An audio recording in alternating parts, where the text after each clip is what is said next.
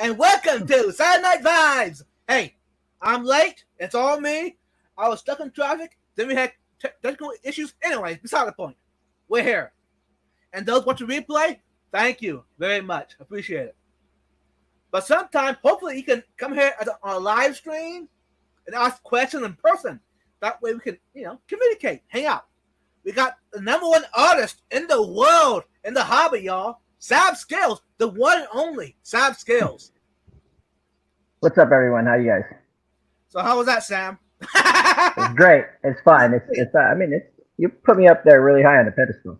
I don't want to fall, Hey, y'all. If you didn't realize before, now you do. I got a collection of these. I'm collecting his artwork. And I appreciate it very much. You need more, though. Uh-oh. Yeah, I need a whole row up above this tank up here. A whole row of them. It sounds like saying you need wallpaper with Sam Scales. So, I'm going ahead and welcome everyone here. Let's go. We got another Sam here. Way away. Put a link in the chat. Well, cool. Yeah, why are we always yelling? Go down to the chat. I know, right? I should. Here, look at it. Look at the arm back. I could do that French girl of you. Yeah. Right on. Hey, Caleb. Welcome. Garcia Aquatics. Yo, Vibes. Congratulations. Hey, thanks. Hey, since y'all reminded me, yeah, I just noticed the minute ago that I hit the 500 mark. Hey, big thanks to y'all as viewers. I don't know how we got to this point of 500, but I think y'all deserve a big thanks. Much love. And also, I'm going to try to be a little more active with my content. And coming up, I got a video coming out pretty soon about asking y'all as an audience, what do y'all want to see as content? You want to keep seeing what you've been seeing for the past year? Or is it something you want maybe a little more focused on? I don't know. So, stay tuned for that. And, of course, hello, everyone. Welcome to another Vibes. What did I got to say is, let's not forget to hit the like button, the share button, and the notification bell to notify you when another Vibes Live is coming on, or whatever, short or everything. And Vibes, congratulations on your 500. You know how you did it with all the work that you've been doing all those live streams and having all these wonderful people. Like you have this wonderful gentleman over here, Mr. Sam Scales, the #1 and the only one artist that I know that sooner or later I have to go get some more artwork from him because my walls are very empty and we got to get it up there. And guys, let's get to hit the like button and the share button and the notification bell, and let's get the Vibes Live going. And I'm sorry if I'm taking up all the time, and welcome to everyone that's in the chat. Thanks, Garcia. Hey, and for those that wonder, I did not pay Garcia to say all that. He did it of his own choice. So thank you for that. I paid him. Okay. Oh, and the table kind of thing. I like this. Hey, Missy Aquatics. I hope everyone's doing well. Yeah, hopefully too. Welcome, everyone. Hey, Missy. Yeah, hey, Missy. Hopefully I'll get to meet you in person sometime. I miss seeing you. But, hey, I had a great time chatting with you in the group chat. Keep doing what you're doing. You're awesome. Down to the chat. George Hubby 3. Georgie RB3. There's a lot of wonderful people. A lot of wonderful people. Hey, Bunny. What's up? Welcome. Bunny Viper, how you doing, huh, babe? How you doing, huh? Hey. Hey, we got Craig Catfish Cave. Welcome from Australia. Welcome. How you doing, bro? Nice to see you guys all. KGE. Welcome. What's up, Keith? That's my homie. I was just hanging out with him in Wisconsin. So. Oh, cool. SC, welcome. What's up, KJE, I know you're gonna be at Keystone class. I hope to see you there. Amissa, Hey, Mr. welcome. I've Hopefully been everyone's turn up on me, so I'm sorry I haven't sent it out yet. I'm very, very sorry. I'm so embarrassed. What's up, Michelle? Hey, Michelle, welcome. MB Reef. Hey, Woo! ADHD Aquatics. Emily. Hey, Emily, since you're here, let's do this. Let's do Let's it. Right. Come on. Hey, Emily. Let's do this. Do that. You see that, y'all? This is There we go. ADHD's book, Emily. There she She's a is. very awesome, she's an amazing person, y'all. Go give her some love and order your own book from Amazon. It's How to Breed Nicotine Shrimp by Profit. And like we do every week, do a shout out to Jimmy P. Emily dedicated this book to him. This book is awesome. The pictures are amazing. This is just a glimpse of what's in this book. It's a book that you can have on your coffee table, your nightstand, just to have support your fellow hobbyists, especially if you're a fellow fish tuber. Support your fellow fish tuber. This is awesome. Hey, I apologize if you guys see me looking down a lot. I'm looking down a lot because I'm looking at something on the computer at the same time. You're So, good. but I have my phone's up right now. The videos are coming through my phone. So Hey, ADHD. Don't worry about it. You're awesome. You're awesome, Mom. Someday I want to. Hopefully, I'll get to meet you in person. Keep doing what you're doing. I love your content. So I'm trying to see if I can make it. What I'm trying to do right now is I'm seeing if I can make it to the Gold Coast. Nice.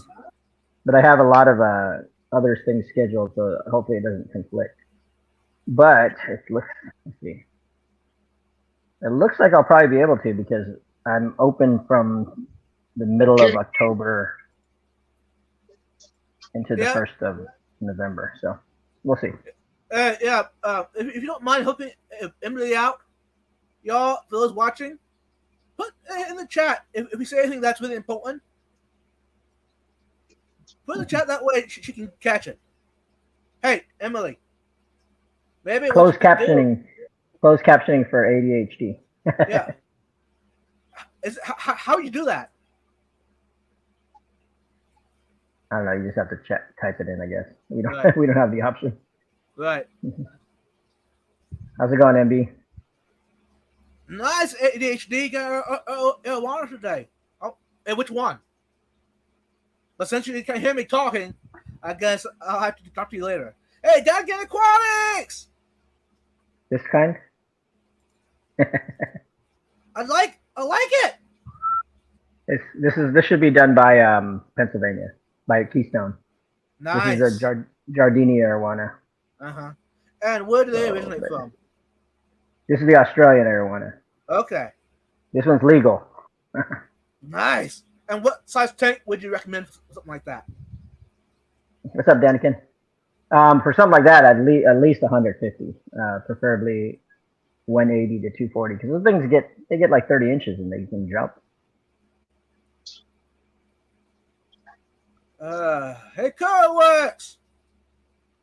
Yeah, his Hey, thank you, Carl. The more just gorgeous. They're the best. Fish family. Hey, welcome. Hey, Sam, how much did you pay Cora to say that? $5. I'm getting broke. I pay in love and C4. Hey, Well, Emily. everybody, let's start doing a little donation for Sam, because he has to do a lot of trips. Let's help him out. Let's let's buy his Just buy my stuff. That's all. You don't have to donate anything. Just buy stuff. No. Buy the paintings and donating to help him out, because he's doing an awesome job. Let's help him out. Hey, Emily. If And he you did not pay me to say that. Right. If you catch this, Emily, I would love to see some more content. Just I mean, just take your camera and show us what you're doing. I mean, you gotta be perfect. So, because I'm, it's amazing what you're doing for the community. Hey, fellow fish tuber? No, fellow YouTuber. She's from Austin. I wasn't wondering. She's about half an hour from me. I met What's up, her Austin last Gardner? Monday night. At I like the Austin. Pond Society meeting, and she was there. Cool. Anyway, she's awesome. Someday I want to come see a pond. I've seen the footage of it on YouTube, but I want to see it in person. Sailing, how you doing? Yeah, things are always nice to see in person. That's why you guys, if you haven't been to shows, I know a lot of you guys haven't been to shows. If you guys can get out to shows, do so. And like, if you ever see me at a show, don't hesitate to come over and talk. It doesn't matter what I'm doing, just come and talk. Right. Hey, so Sam, how much are you paying ADHD to say that? I'm just promoting her book. Okay, all right. Hey, Summer Aquatics, welcome. If you don't, What's going on? This is just a bunch of talking. That's us. keep coming in. I'm not getting on the bottom of the chat. Wonderful people here. You got wonderful people here. There are a lot of wonderful people here. Nice. Okay, I'm on the bottom of the chat, y'all. Okay. Since Let's go professional now. yeah. Oops, All right. I'm backwards. Yeah, backwards. There we go. So do you guys like my largemouth bass I balaclava? like it.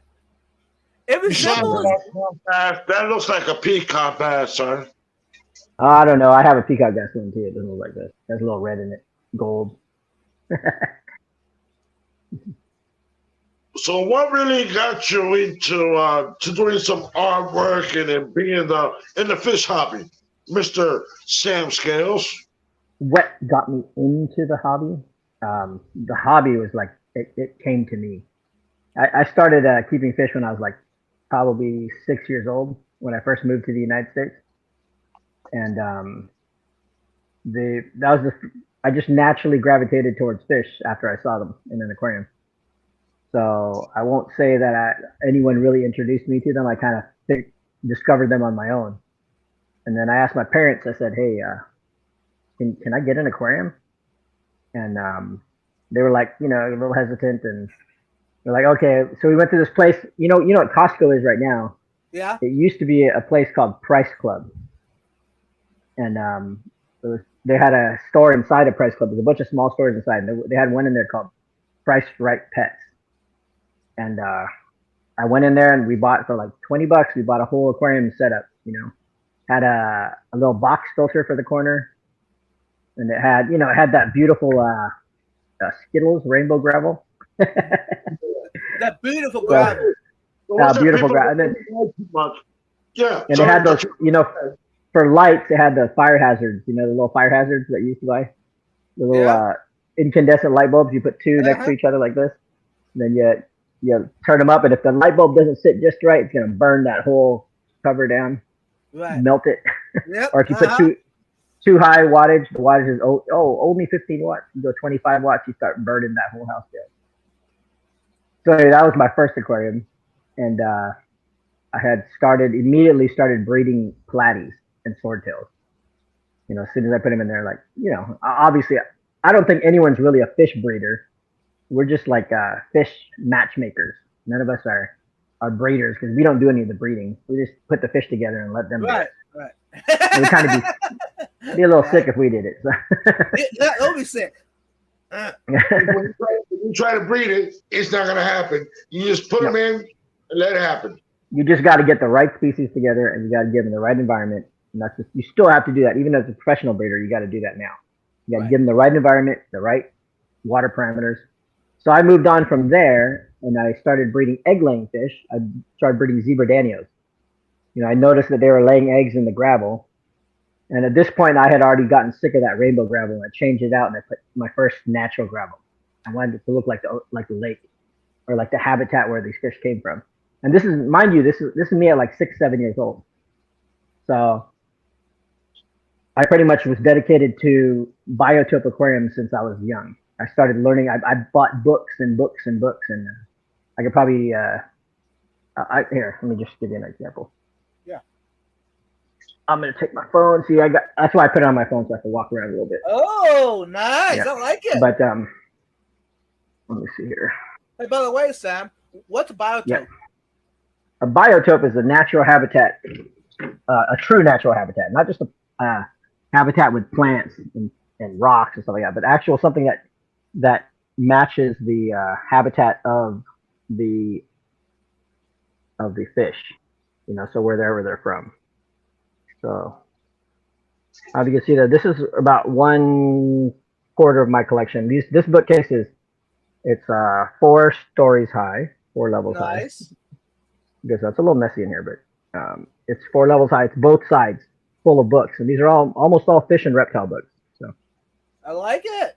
yeah, so I have a total, and I have another room full of books. That's just big, more than this. Then there's some big mess of fishing gear over there. See? and aquariums that should be filled, but they're not. They're sitting up there. Hey, And I got my own. Okay, this is my own Funko Pop. That's me fishing. So I like it. I don't know if you can see that there. Yeah. That's me. See, Sam Garcia Jr. That's my real name. You know, I'm a Garcia brother. So. Oh, I gotta go see a brother right there. That's right. Yeah. So there it is. 2 Garcia. Oh. We're swarming up in here.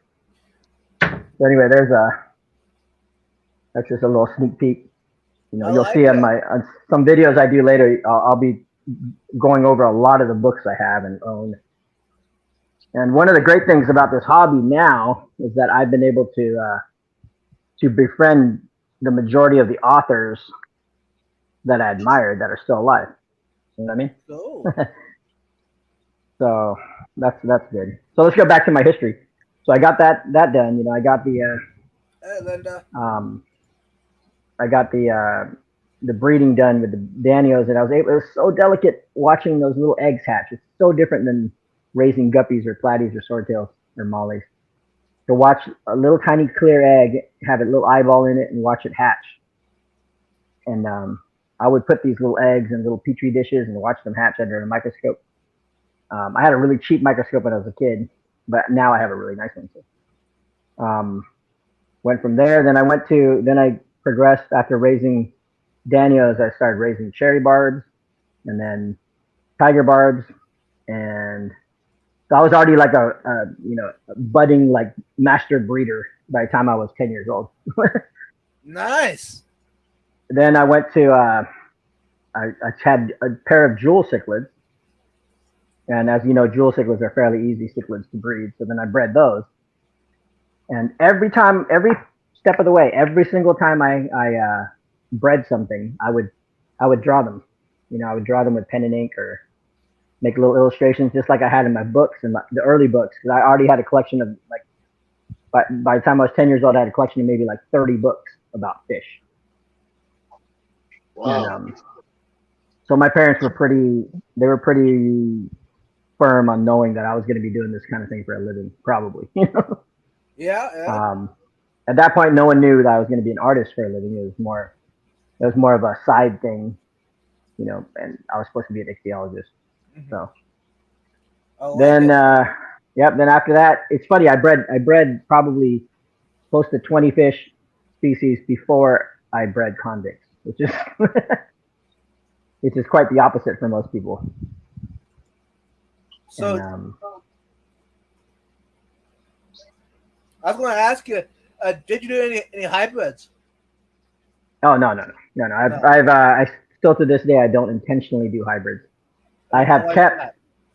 I've never intentionally bred hybrids, you know. So I've had Mbuna tanks where they would breed. They just being in the same tank, they would breed. But actually, I studied the natural history of hybridization, and I found there's a lot more natural hybrids in the wild. Yeah. And even now, as a species collector, you know, I collect a lot of fish across the U.S. You know, I've been to pretty much every state, and I've caught fish in almost every state, and I think every state I've been to. So yeah, I've caught fish in every state. Nice. And and I had I've caught a lot of hybrids in nature. You know, even in places where fish aren't introduced, I've caught them. So I'm not an opponent of hybridization. I'm not an opponent. I like looking at flower horns; they're amazing. I like looking at some of the African cichlids, and there's a place for everything. I enjoy how they look. I enjoy how they change patterns and stuff like that. And I don't have a irrational fear of them being released into the wild. So Right. because the bottom line is fish will always seek out their species first if they're available. Right. It's based on hormonal influence. To say that they don't hybridize in the wild, that's totally false. Because Right. as soon as fish find a need, the desire to breed, the passion to breed, or the drive, the natural drive to procreate is going to happen. But what happens is if fish populations dwindle and there's not enough of their own species, that's when you start seeing them hybridize in the wild. Mm-hmm. So, I've caught plenty of hybrid sunfish. I've caught hybrid bass. We've caught hybrid shiners. There's all kinds of stuff that we catch in the U.S., naturally. Hey, shout out to Silent Aquatics. Hey, Silent, if you don't mind putting your link in the chat, I wouldn't mind. That way people can double check that they're subscribed to you, and then also that they're going to watch the live stream tomorrow at 3 p.m. Eastern Time. Ben Ochart is his guest. So, I know Ben. Yeah, Ben actually did a video of my old store. So. Nice. Yeah. Hey, stay tuned, y'all. Ben is planning to come up here as guest as well. We haven't discussed yet when, what evening, if it was going to be on the Vibes check or if it's going to be on Tuesday night, or even maybe some other time during the week. But yeah, stay tuned for that. He's awesome. Hey, you want to meet Ben Ochart in person? Show up in Daytona Beach, Florida, Aquashella. As of now, he's planning to be there. So if you meet him in person, do that. He's awesome on video, on live stream, but in person, he's amazing. Anyways, move on. Sam, what do you think about the convicts, in your opinion? Convicts are one of the most beautiful fish naturally. The problem with them, and the reason people have a skewed opinion of them, is because what's happened is they've been overproduced, inbred. They become ugly compared to their natural colors. But if you see some of the guys that study Central American cichlids and actually go to Honduras, Nicaragua, and places like that, you'll see videos and photos that they take of convicts in nature. Every locality of the convict is spectacular in the wild.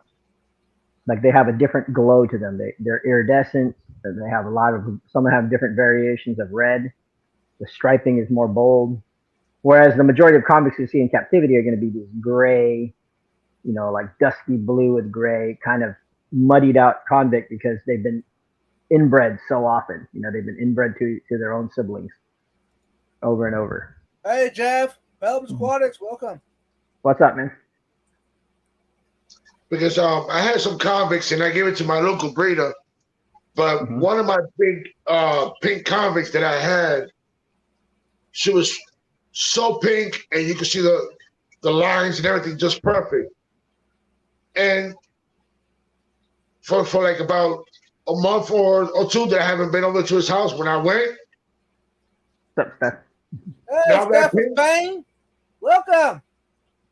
She still has the pink, but now when she turned to the side, she had a black circle out of nowhere. Where is it? What happened there? Is it just one? Is it one black circle?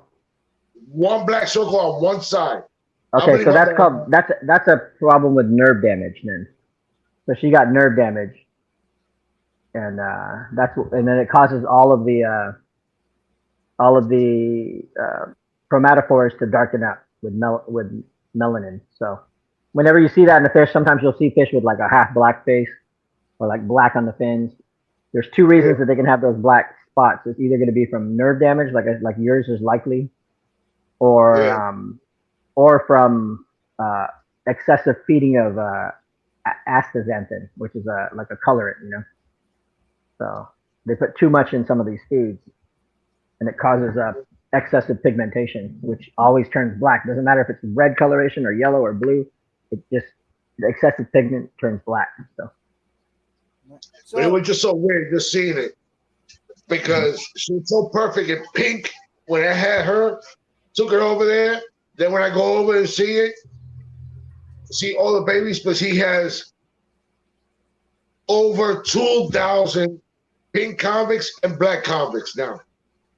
wow. He had bred them all. Yeah, that's the problem. I mean, it is. It's nice to see fish being bred, and people have to preserve fish in captivity by breeding them, right? You don't. There's not. You never know when they shut down collection of a fish. So I want every species to be bred by somebody. It doesn't matter if it's a convict or if it's stomatopoeia. You know, like Because you would never doesn't know. matter. And they're Yeah, gonna be because extinct. we almost lost the Spinocysimum. If you guys know what that is. No. It's a Central American cichlid that was found only in a small area, only a couple lakes and associated creeks. And then what happened was in the wild, those lakes and creeks got polluted really bad, and they got introduced tilapia and stuff like that. And so all these Spinocysimum died in the wild. Problem is, what used to be a common fish in captivity, because it bred so easily, people stopped breeding them. They got bored of it. They got rid of them. And only a few people kept them. They almost disappeared. We almost couldn't find them at all. And Wow. it turns out only about a dozen people were still maintaining the two populations, the barred population and the spotted population. And for those who don't know what a Rocio spinosystem is, it is the closest relative to the Jack Dempsey. okay. They're in the same genus, Rocio. You know, and Hey, cheers, what our people- buddy in northern Florida actually, Mike Lobello had both the striped and the spotted one. He was able to distribute some to different hobbyists around the country, and so now it's considered a gem, right? It's a collector's fish, it's rare. Whereas before it was like convict status, right? Velurum status. Hey, Mike B, welcome. I got your question. You think some of the fishes are overpriced? Oh, that's subjective. Because when you were younger, the price was cheap. So And I now think prices. Seeing the same fishes that you caught that you used to have when they were cheap, and now when you're older, and now they're overpriced. No, I don't see. I don't feel that way. I feel like pricing is subjective. It's based on number one, supply and demand. That's everyone should know that basic premise, right? So if everyone wants it, you can almost price it whatever you want because everyone's going to buy it, right? Look at different clothes. You know, Nikes. They're not that great. People pay a ton of money for Nike. Sorry if you guys are Nike fans, but I mean, really, they prey on the tendencies of people to purchase something. Like people will pay a lot of money for some saltwater fish and some corals, even though they're really abundant. You know? Right. But then the other pricing is based on inflation, obviously. Like, so what was cheap when I was younger is going to be expensive comparatively, but that's just because everything's, you know, I live in California. For those of you guys that don't know, I pay, you know, $5.50 a gallon for gas, and that's fairly low compared to what it has been. Right. And then a house, you know, this house that you guys are seeing behind me right here, this is a 1,500 square foot house, and it's worth $780,000. You know, so Yeah. Wow. No, it's not a mansion like you would find a $780,000 house in any other state. You know, this is a small house. This is in a quaint neighborhood. It's a fairly old neighborhood. So pricing is really subjective. So there's no, you know, there's people that say, oh, well, you know, this guy, I've seen this recently. I've seen people posting, which is not classy, by the way, but people are posting, oh, well, you know that you could buy these from the collector for 20 cents and then people sell them at the store for $5.99. That's price gouging. You know, that's not price gouging. You got to put into perspective how much does it cost to land a fish, and then you still have to make profit on it. You know, Right. So you got to think about it. Like 20 cents. Here's your cardinal tetra. Let's say cardinal tetra. I could land I don't normally give this kind of information out, but since everyone buys cardinal tetras, I can price this out. The cardinal tetra you could land it. You could buy it off a list for like 7 cents if it's a small one, right? Like a 3/4 of an inch. But then they got to get all their fees on top of that, all the holding stations they're going to have to pay. So by the time you land it, by the time you net it from the collector's place, it's going to cost you 15 cents, right? And then by the time they ship it, it's going to land at like 75 cents, right? Mm-hmm. So now you're like, wait a minute, this 7-cent fish is now cost 10 times more than the 7 cents on the list. And it depends on how many you put in a box. If you put like 5,000 cardinal tetras in a box, then you can drop that price considerably, right? But some fish are bigger. Like imagine discus. Yeah. Like, okay, I can buy it from the collector. He charges $12 for a wild discus, right? And then the holding fee is like $10, right? So that's now $22, right? And then the broker fee is going to be another $5 on top of that. So that's $27. And then you ship it. You only put like 4 or 5 or 8 in a box, and now it's a $60, $70 wild fish, right? Right. And then now you have to make profit on it, but you still have to pay your employees, feeding, overhead, all your time, filtration, electricity, all that stuff. So now you have your reasonably priced $250 wild discus, right? Mm-hmm. And so, why is it $250 when it only costs $22 on the list? That's why. So people got to eat, people got to make a living. And if you're not willing to go out to Brazil and collect, or Peru and get these fish, then you're going to have to rely on people that can do it or that have expertise on doing it, Well put. I like it. Yep. There you go. Yeah, that's why a lot of fish seems high, but they're really not. All you're doing, you're paying everyone to get it for you. Hey, Zen Ginger, welcome. Hey, what's up? Who's Zen Ginger? Who's that? Who's Zen Ginger? Who's that? And I can't believe it. Mr. Nano's here too. Hey, Nano. Jay. Hey, what's up? All right. So to the painting, Sam. Yeah. Do you have any idea how many paintings, how many variety of paintings you've done so far? Yeah, I do actually. We did this. I had a lot of people talk about this. And I did an interview for some write-up. I don't know what it was for, but so I didn't know at the time. So I said, let me try to figure it out. I probably painted it between cichlids, saltwater, catfish, freshwater, all that stuff. I probably painted about 3,500 to 4,000 fish. And I'm just talking about like full paintings, individual paintings. Right. That takes up a lot of time. That's a lot of time of my life, Yeah. And then I've also painted close to 800 reptiles, amphibians, and spiders, and another 500 birds, mammals, plants, all kinds of stuff. Have you done any coral? Yeah. I painted, probably at least 100 coral or so. And I'm going to be doing a lot more. I'm going to be actually doing, if you saw my post recently, I'm starting to do these greeting cards. Yeah, which is awesome. So thanks. I'm going to be doing that. That was from pushing from a lot of people. Like, I just want a little greeting card. I don't know if they're going to cheat and put it in a frame but not. Right. That's fine. It doesn't bother me. I do a little different format and a little different quality on the prints for the cards. They are less expensive to buy, obviously, greeting card price. Right. But I only sell them as a set, so you can't just buy one at a time. Hey, Stephen P, welcome. What's up, Steven? Actually, Sam, maybe I need to order of those greeting cards. That way I can do it whenever I do a giveaway. I send the package in the mail. I could sign my name inside and give them a signed seal print. Isn't that cool? Yeah. Yeah, if you need some for you, like to give away and stuff like that, just let me know. Just hit me up. All right. I'll give you some free and then I'll give you a good deal. Hey! Someone I haven't seen in months. Glitch. What's up, Glitch? Glitch, love. How you been? How you doing? Love time, wondering big where hugs. you How you doing? been. See you here. Yeah. It's good to see ya. So, Sam, what would you tell a beginner in the hobby?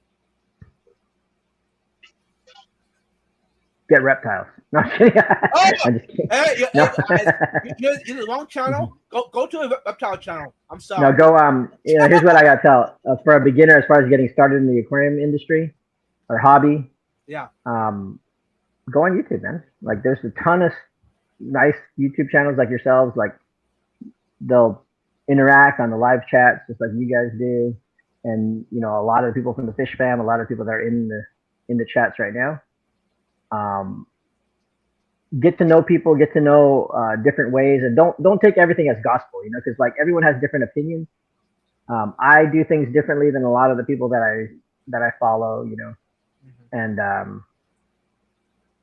when you guys are in for it when I start doing my full YouTube. So no, but I do think you should get lots of opinions and formulate for yourself like a consensus of like what's the right way to do things, what's the wrong way to do things. A lot of people try to start with the nitrogen cycle, and that's all good. We all should learn the nitrogen cycle, but there's a lot of other aspects of the aquarium industry and hobby that you have to. Thank you, Glitch. There's a lot of other things that you have to understand about fish keeping, and one of them is fish compatibility. There's too many people out there that tell you, oh yeah, just dechlorinate the water, use tap, whatever, but not every fish can take that. And there's a lot of fish out there that people want to keep, and the reason why a lot of people are not succeeding with blue rams or with discus or with ultimangas and stuff like that, because they don't want to put the effort into doing reverse osmosis water. Right. They don't understand the temperatures. Every fish is adapted to where it's found. So consider the natural habitat, the biotope. Again, there's that word. Yes, I am going to be doing live streams. So everyone has to understand that these habitats these habitats are important to replicate. And if you don't replicate these habitats, you will probably have a very small modicum of success. You're not going to be doing a very good job of breeding fish. Like recently, a friend of mine was trying to breed discus, right? And she was doing well with producing the eggs, getting the eggs to be laid, right? And she was doing the right water and everything. But in her case, what was the biggest problem with them is that they kept eating the babies after they hatched, right? Mm-hmm. And that's a defense mechanism for fish. They want to be safe themselves, and they know that they can produce eggs anytime they want. Literally, fish can produce eggs as soon as they're done having babies. Some fish will breed nonstop if you have the right conditions.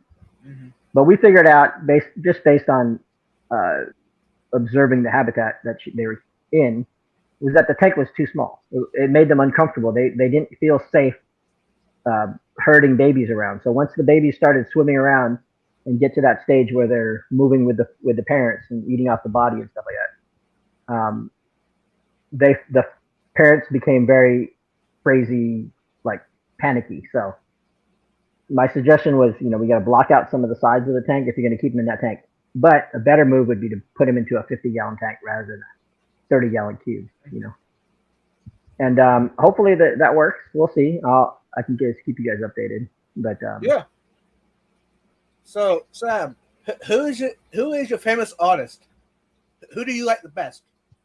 Who do I follow? Like, I follow artists, honestly, that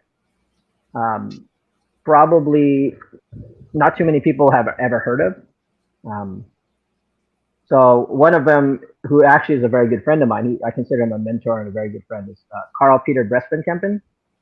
And they just call him CPVVK by his initials, But he's actually from Utah, and I've met him several times. I've done a couple shows with him, and he's an all animal artist. So his specialty is birds and reptiles, but he also paints a lot of fish in his images, amphibians. He's done a few reptile shows, in Florida, and on the West Coast. But so he's someone I'm proud to call friend. Very realistic, lots of detail.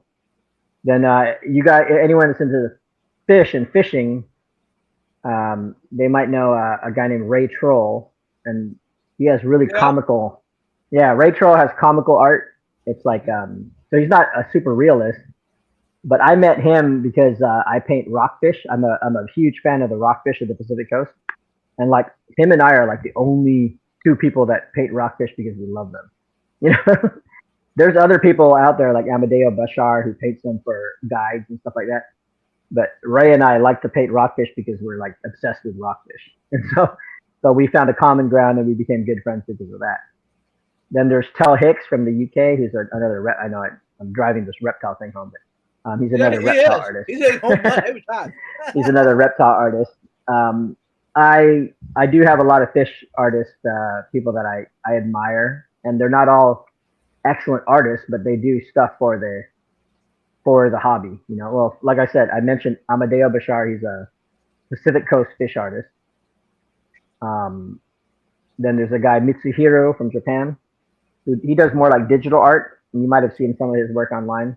Probably. He's doing a lot of art. That's the crazy thing. He's doing more art than me, but he's doing it very quickly because he's doing like a digital style. Yeah. Which I don't mind. I'm not against digital art. I am against having a program do it for you, like the AI programs. You know, that's disingenuous, and there's no emotion, there's no heart, there's no feeling behind those images. They're just images. And will those eventually hurt the real artist? If you suck, yeah. Oh, if you know what you're doing, wow. if you know what you're doing, you shouldn't worry about it because people don't buy art because it's it's digital, it's cool. Like people recognize when something's digitally created and they don't like it. You know, I have plenty of people that have. Hey, what's up? I have plenty of people that I've come across over the years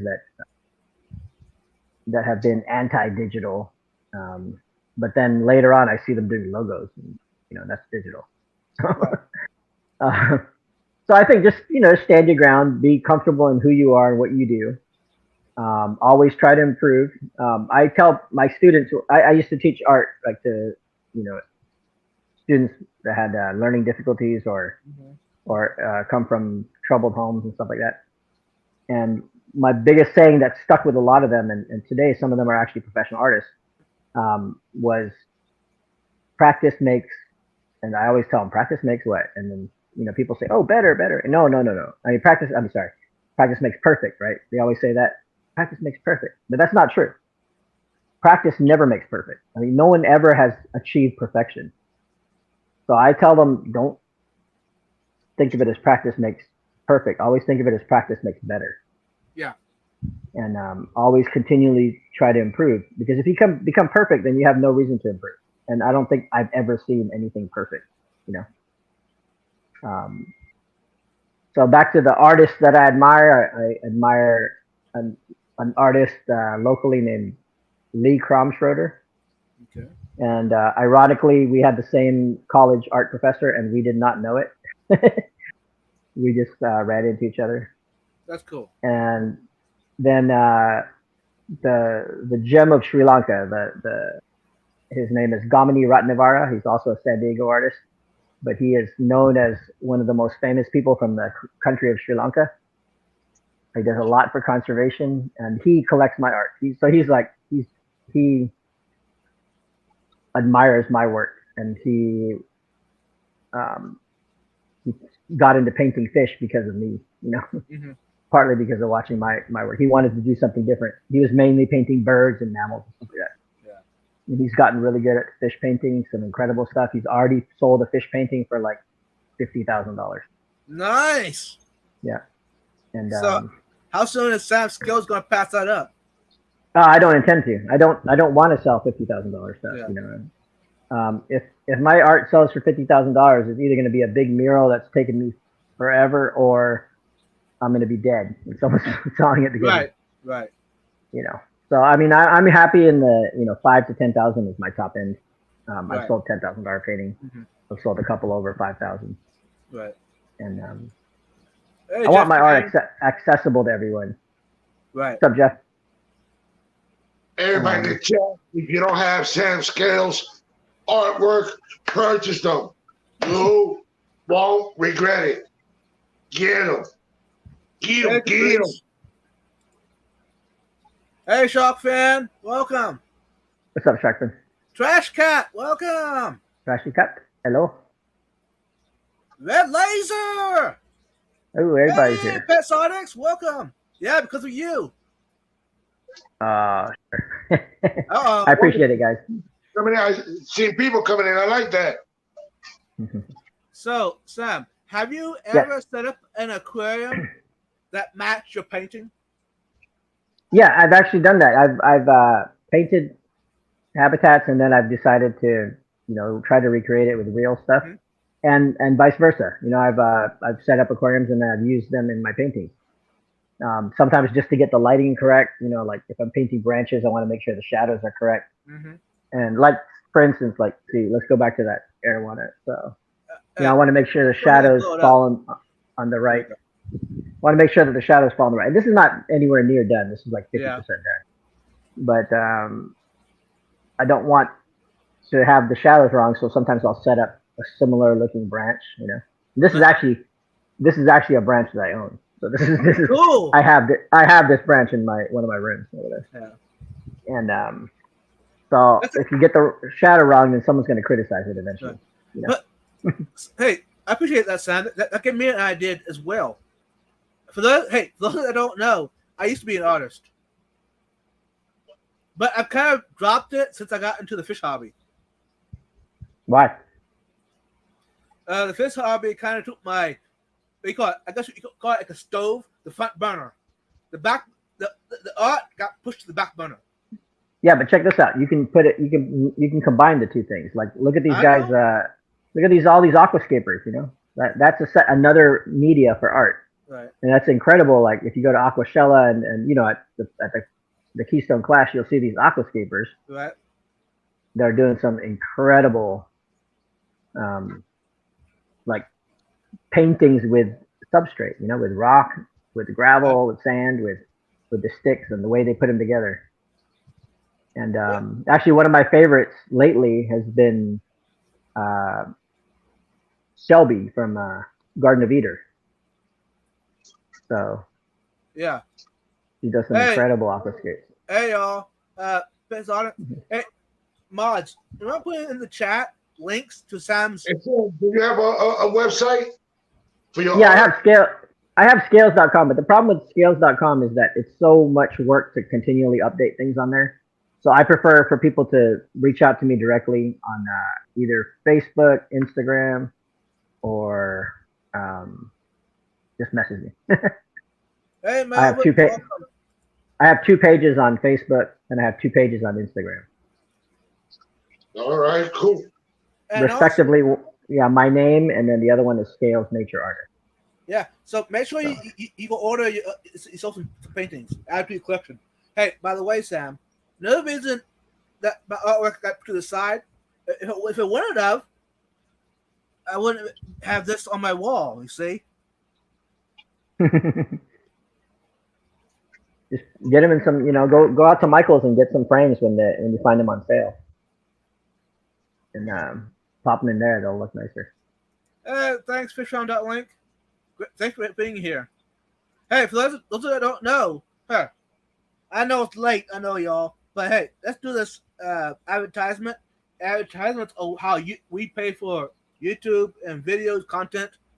Even pay to get the best artists up here on the YouTube channel. Let's do this. I always misplace mine. And since you did, I'm gonna go ahead and do mine. This is a table display. Those who are Aquashella might recognize this.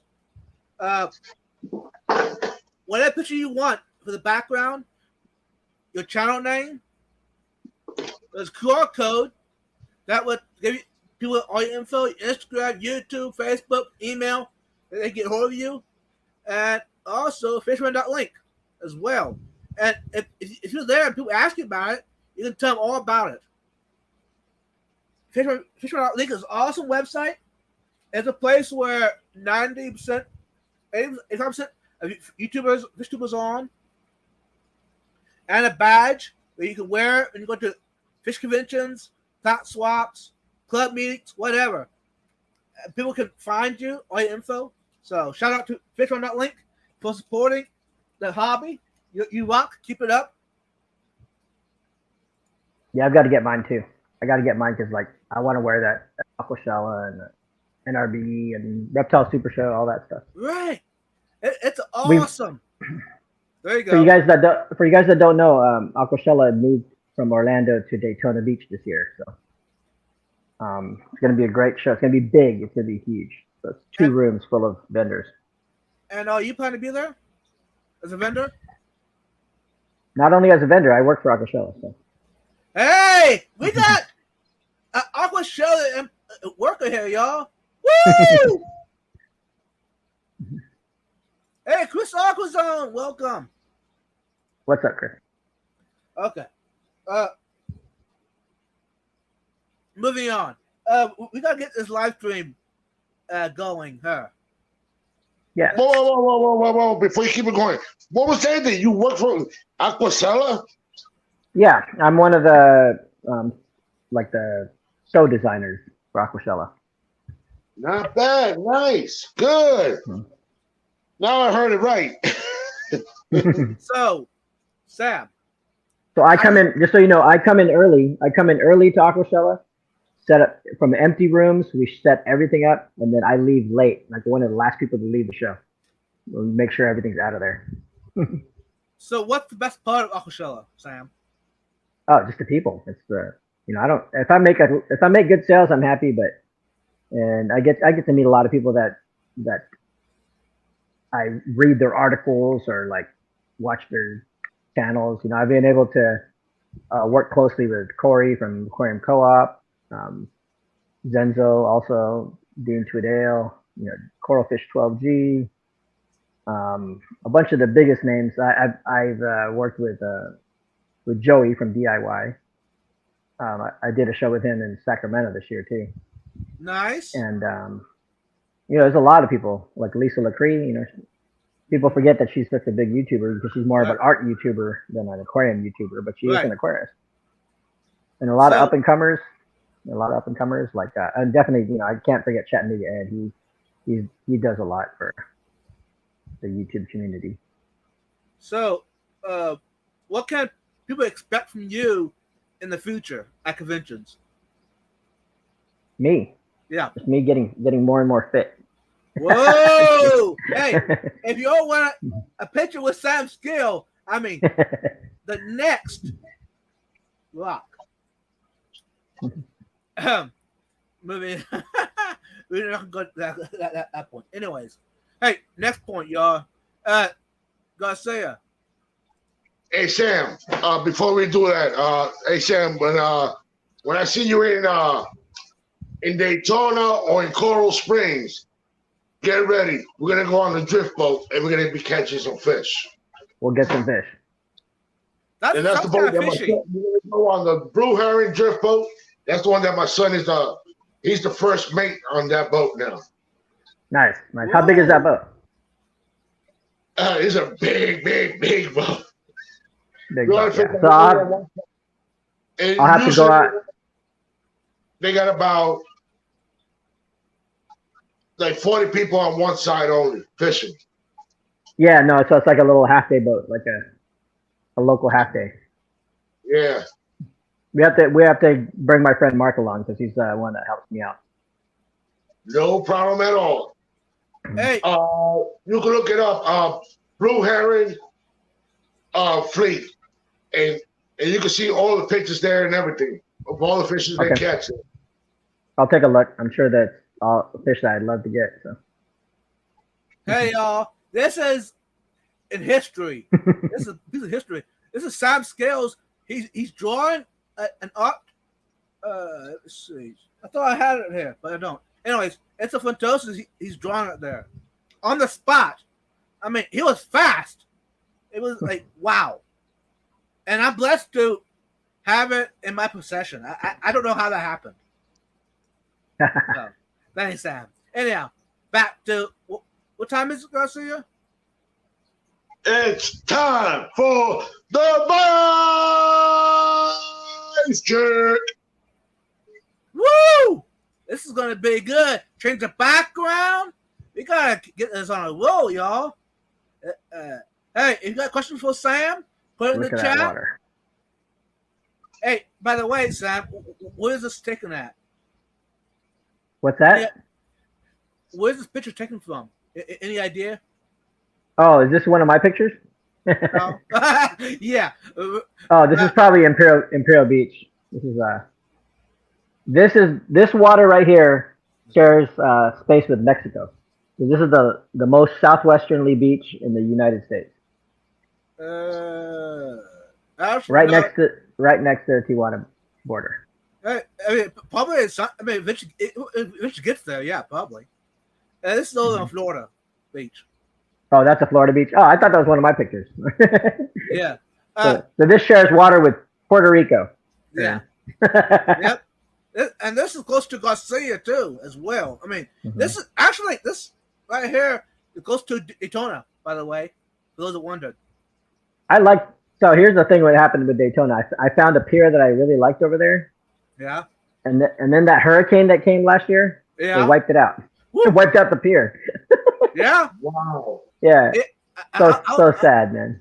I was over there. It was a mess over there. It's like, wow. Mm-hmm. They're gonna rebuild it. They're already started to rebuild it, but it's like it was a mess for a while. Okay, the vibe check. Let's go. This is how we get to know Garcia a little bit better. Even though this is the Vibes Check, you got more subscribers, and I'm very proud of all the stuff you're doing, Mr. Vibes. And don't forget to subscribe to Garcia too. I'm trying to get to my 600. Let's do it. Okay. And, let's get the show on Sam Scales. Ice cream Sam or cake? Scales. What did you say? Ice cream or cake? Oh, ice cream. Ice cream. 100%. Waterfall or bubbler? Waterfall. Waterfall. Boots or flips? Boots or flips? You mean like slides? Yeah. Yeah. Oh, boots. Yeah, I don't like stepping in mud. Flips. Mud boots or cowboy boots? Oh, mud boots. Mud boots. I'm not a cowboy. I'm not a cowboy, y'all here. Right. All right. Beachfront or mountaintop? Beachfront. Mountaintop's too far away from the water. Come on. Locally collected or imported? That depends on what it is. Fish. Fish. Imported. Reptile. Favorite? No. Imported versus local. Oh, no. Captive bred. Local. Favorite reptile. Anything in the gecko family. Ooh. So For everybody that's coming into the chat right now, don't think we're ignoring you. Just bear with us. We're just gonna give you a big blanket hello.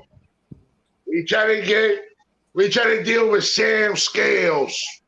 We try to get more information out of him for you guys to know more about him. So a big hello and welcome to the Vibes. thank you, Garcia. Canvas painting or paper? No, paper. Paper. I'd rather do paper 100% of the time. Oil painting or water color? Water. Okay. Fish or reptiles paintings? Both. Saltwater or freshwater paintings? Both. Okay, all right. Brackish. There you go. Both. Well I like put. that. Well put. Yeah. Write that one down so you won't forget next time. Yeah. Right. McDonald's or In-N-Out burger? In-N-Out, man. Come on. In-N-Out or Whataburger? In-N-Out stuff. Oh. They just built the In-N-Out like literally half a mile from me. Ooh. So Yeah. what's your favorite meal from In-N-Out burger? Just a double. Double. With Fries. fries and what Yeah. kind of drink? Coke? I like a root beer. Good beer. Okay. All right. Yeah. I like Oh, so root you're beer. a root beer float guy, huh? Root beer or Dr. Pepper. No, you're a root beer float guy. Oh, I like root beer floats. Yeah. So have you tried any other flavors with the floats? Like orange? Like, Yeah, Dr. Pepper floats. I've had Dr. Yeah. Pepper floats. Orange floats. Yeah, creamsicle, Yeah. whatever. Mhm. Okay. Uh-huh. McDonald's or Dairy Queen? I don't have much experience with Dairy Queen, so Oh. Okay. McDonald's. I guess I'd have to say McDonald's, but Yeah. Did you hear that, y'all? He's not a fan of McDonald's. the fries. I like the fries. You know, McDonald's ice cream or Wendy's Frosty? Wendy's Wendy's. Okay. Burgers or pizza? pizza. Does pineapple belong on pizza? Yes, pineapple belongs on pizza. And actually, for those that wonder, You heard it here. You heard it here. Let me tell you something. People that say pineapple does not belong on pizza have never eaten it on pizza. That's the problem. right. They always see Pizza? the texture. They always see the texture. Nah, it's the sweetness of the right pineapple. Yeah. If it's a bad pineapple, the pizza's gonna taste bad. But if you Yeah, got the and it has to be cooked. You know, the pineapple has to be cooked. It can't just be like a fresh piece of pineapple on it. Right. Gotta cook so it gets that sweet into the cheese a little bit. You know? like MB Reef says, pineapple with bacon. You could do that. I don't really like bacon on pizza, but I'll do the pineapple part. How about avocado on pizza? Never had it on pizza. Here we got Shilowski's, the restaurant. They're famous for the cinnamon bun. They're amazing. Anyways, they have a pizza here with fresh avocados baked on it, then drizzled with chipotle sauce. Chipotle. And that is, wow, the best I've ever had yet. The crust is a thin crust, so you can enjoy the actual toppings versus the crust. But Hold on 1 second. hold on, y'all. No, my phone needs to charge, and I need to put the charger in. Oh yeah, Okay. oh yeah. We can't lose you. Hey, Vibes, he's trying to bail out. Yeah, I know. Nah, it's still early for me, guys. It's like 8:30 over here. Hey, for those who wondered, backstage I asked Sam, hey Sam, how long do you want to live stream? Oh, until tomorrow. So there's your answer. I said, no. Anyways, Better Aquatics, welcome. I'll quick one to the chat here. You got Tim Parks. Hey, Tim Parks, welcome to the channel. I don't recognize your What's name. up? We got What is Okay. that emoji he did? back to the live stream. Pizza. New York strip, or New York strip or ribeye. Brisket. Hey, I like it. He's a Texas boy. Yeah. Got to be brisket. Got to be perfect brisket with enough fat in it to give flavor. So does No. brisket need barbecue sauce? Sweet sauce. Okay, all right. But you know a good part of brisket that has enough fat on it, it doesn't need it. You know? Right. So I had some bad brisket in Wisconsin. I had some good brisket and some bad brisket. I had bad brisket and I asked them, is there any fat in the brisket at all? Because it was just like the meat, you know? It's like, and they're like, oh, that's the last that we had. And then the other lady said, oh, they chopped off and threw away the fat. Oh my God, why you kill the brisket? No. A real brisket needs fat with it when you're eating it. Yeah. Just like the ribeye. Just like the ribeyes. Yeah, ribeye's good. Ribeye's good with out of those two, out of New York strip and ribeye, I'd rather have ribeye. Right. Because it has a little bit of fat, a little bit of marbling in it. Mm-hmm. Have you ever had it like this? I bought a ribeye, put in a Ziploc bag, put some soy sauce and some ground pepper in it, Garlic. let it marinate for at least like 15, 20 minutes, Mm-hmm. and then put it right on the grill. Yep. And took it right off. It had to be medium rare. And then grab whatever sauce was left of it, put it right on it. I like It was so good. I like You know- medium. Sorry for that, but That's all right. Even though I did it for my grandmother, and my grandmother tells me, "Where's the bread?" I told her, "Where it is." She cleaned that whole plate. She goes, "You don't have to wash the dishes now." Eat the whole steak.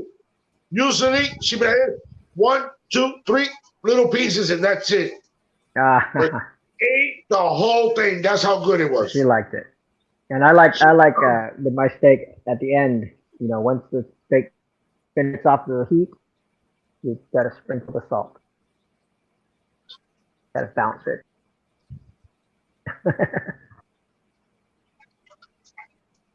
It has to be sea salt also.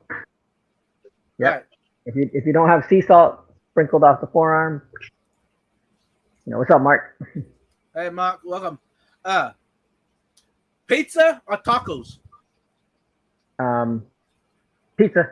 So, How about a taco pizza? never had it.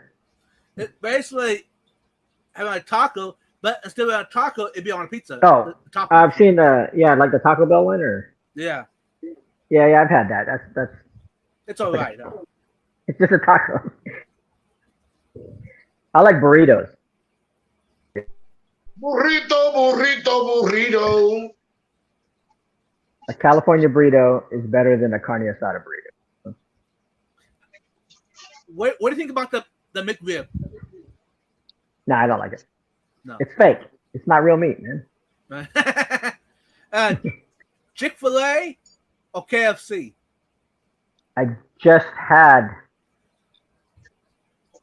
KFC. Oh, my man. I love the original, but I do like Chick-fil-A also. So what's the con of KFC? The con of KFC, I Yeah. don't buy the legs anymore. They're this big in California. Like, Wow. I always say I don't want the leg. I want the thigh only. Yeah. So what's the con of Chick-fil-A? The con is the long lines out here in California,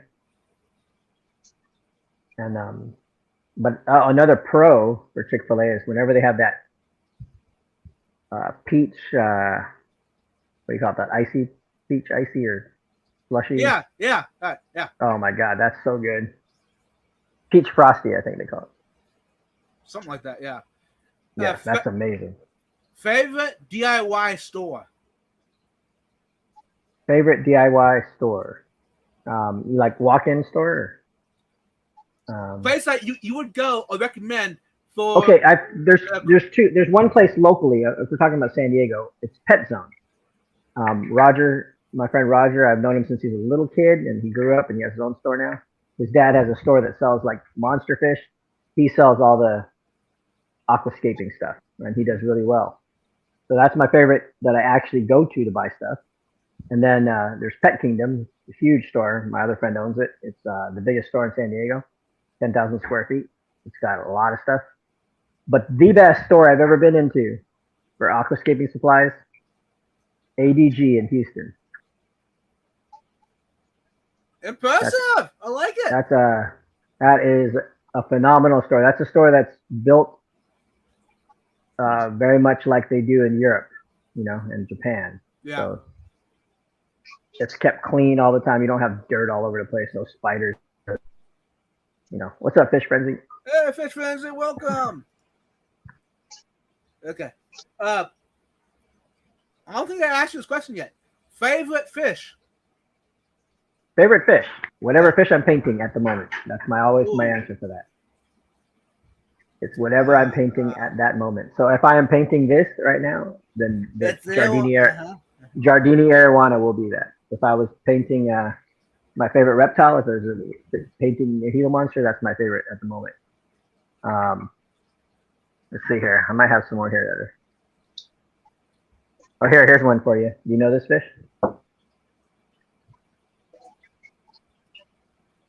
Anyone? Guesses in the chat? Anyone?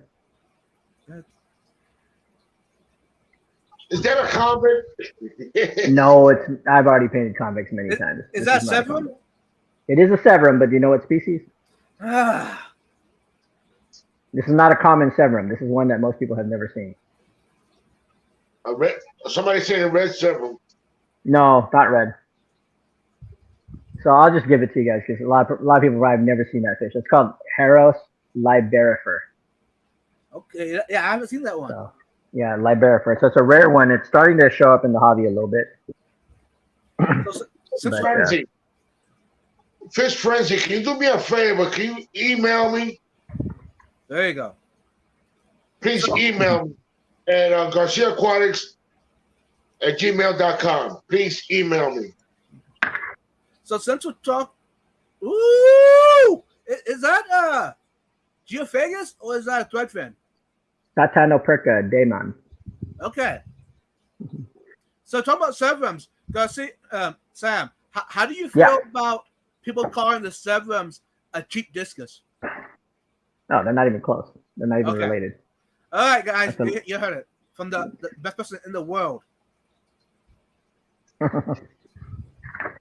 Yeah, totally different. Oh, you guys know this one. If you guys don't know this one, I was going to have this one done before ACA, but I didn't finish it.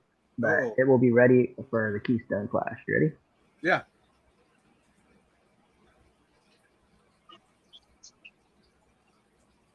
What? I recognize it, but I'm sure people in the comments know. Red mouth brooder, Severum? No. You guys got it in the comments? Come on. Let's see some guesses. You guys should know. I know Keith knows what this is.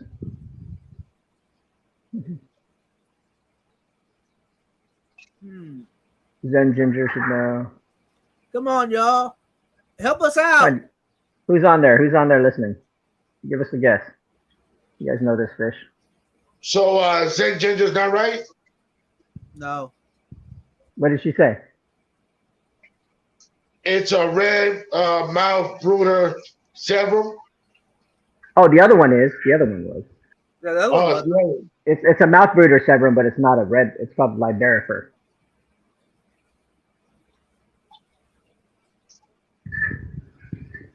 I don't know. So what is it, Sam? We'll have to just leave that for a second, and then if anyone guesses, then I will give them a free print. Woo! Guys, if you want a free print, come on. Yeah. That's awesome, though. Polar Blues. Panda Oa?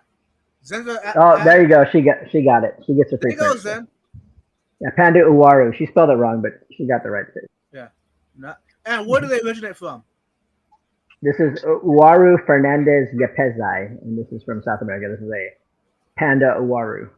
So.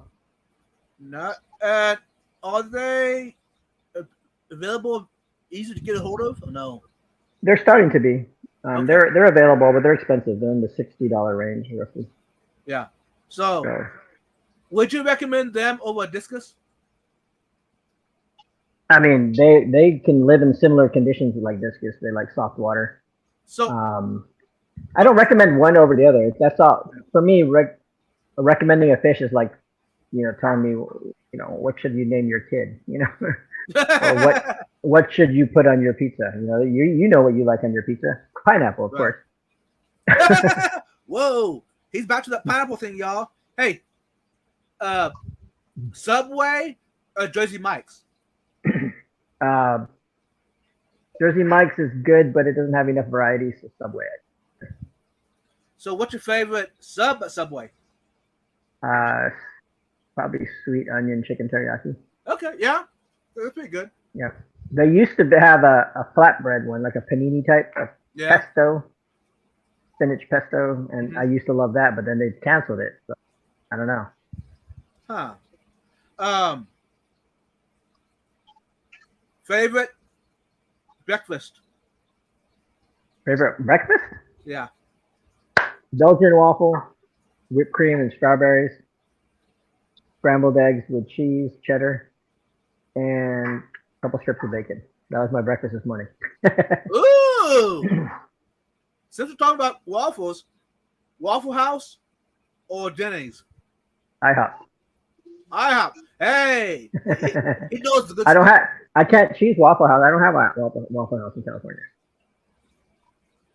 Kato, I'm not able to buy that horse because I don't have no place to put the horse. If I had a place where I could put it, yes, but I don't have a place. Aren't you just supposed to put a horse on your driveway? I could try that, but then the neighbors will come out of nowhere, and who knows if they'll come over and kill it. Oh man. Uh-huh. You can't trust the people around where I live. Breakfast for breakfast or dinner for breakfast? I'd rather eat breakfast for breakfast and then skip dinner. Okay, all right. Fair enough. Aquashella or a club swap? Well, for the event, Aquashella, of course, club swaps happen all the time. I like club swaps, but they're only short things, you know. Okay, all right. Favorite size aquarium? I like a 50. Yeah, Tall? 50. You could do a lot with a 50, but I personally keep nanos. But Okay. a 50 is not too long. You know, it's not too short. It's not too shallow. You know, so it's a good size. Just like this 150 right here. It's a 5-footer. Yeah, that's a stout tank. See, yeah. I mean, if you have space, then yeah, I'd rather do bigger is better, right? Most of the time. So, But then you don't want to keep like Boraras in that tank. You know, they'll just go right down. Right. So, would you rather have a big nanofish tank or a small nanofish tank? Well, it's about the fish. It's not about the tank so much, you know. So you can put a lot more nanofish in a big tank than you can in a small tank. Right. So, hey, another question: species only or community? No, see, I don't like the word community. 'Cause every time you have more than one fish in the tank, it's community. So, and some fish can only be kept by themselves, you know. So, it's too broad of a question. Okay. Decline to comment. Fair enough. Favorite filtration for your aquarium? Favorite filtration? Yeah. I like hang on the backs. Favorite brand of hang on back? Oh, got too many sponsors out there, man. Can't do that. Woo! I like this. We're stepping on too many toes. Okay, Let's put it this way. I don't think I've paid for filters in probably a good 10 years. Yeah. Okay. Seachem Tidal or the AquaClear, Fluval AquaClear? Seachem Tidal is a very powerful filter. I think they're more powerful than AquaClear, but AquaClear it's a basic box, so it's very versatile. You know what I mean? So it depends on the application. So if I currently run both.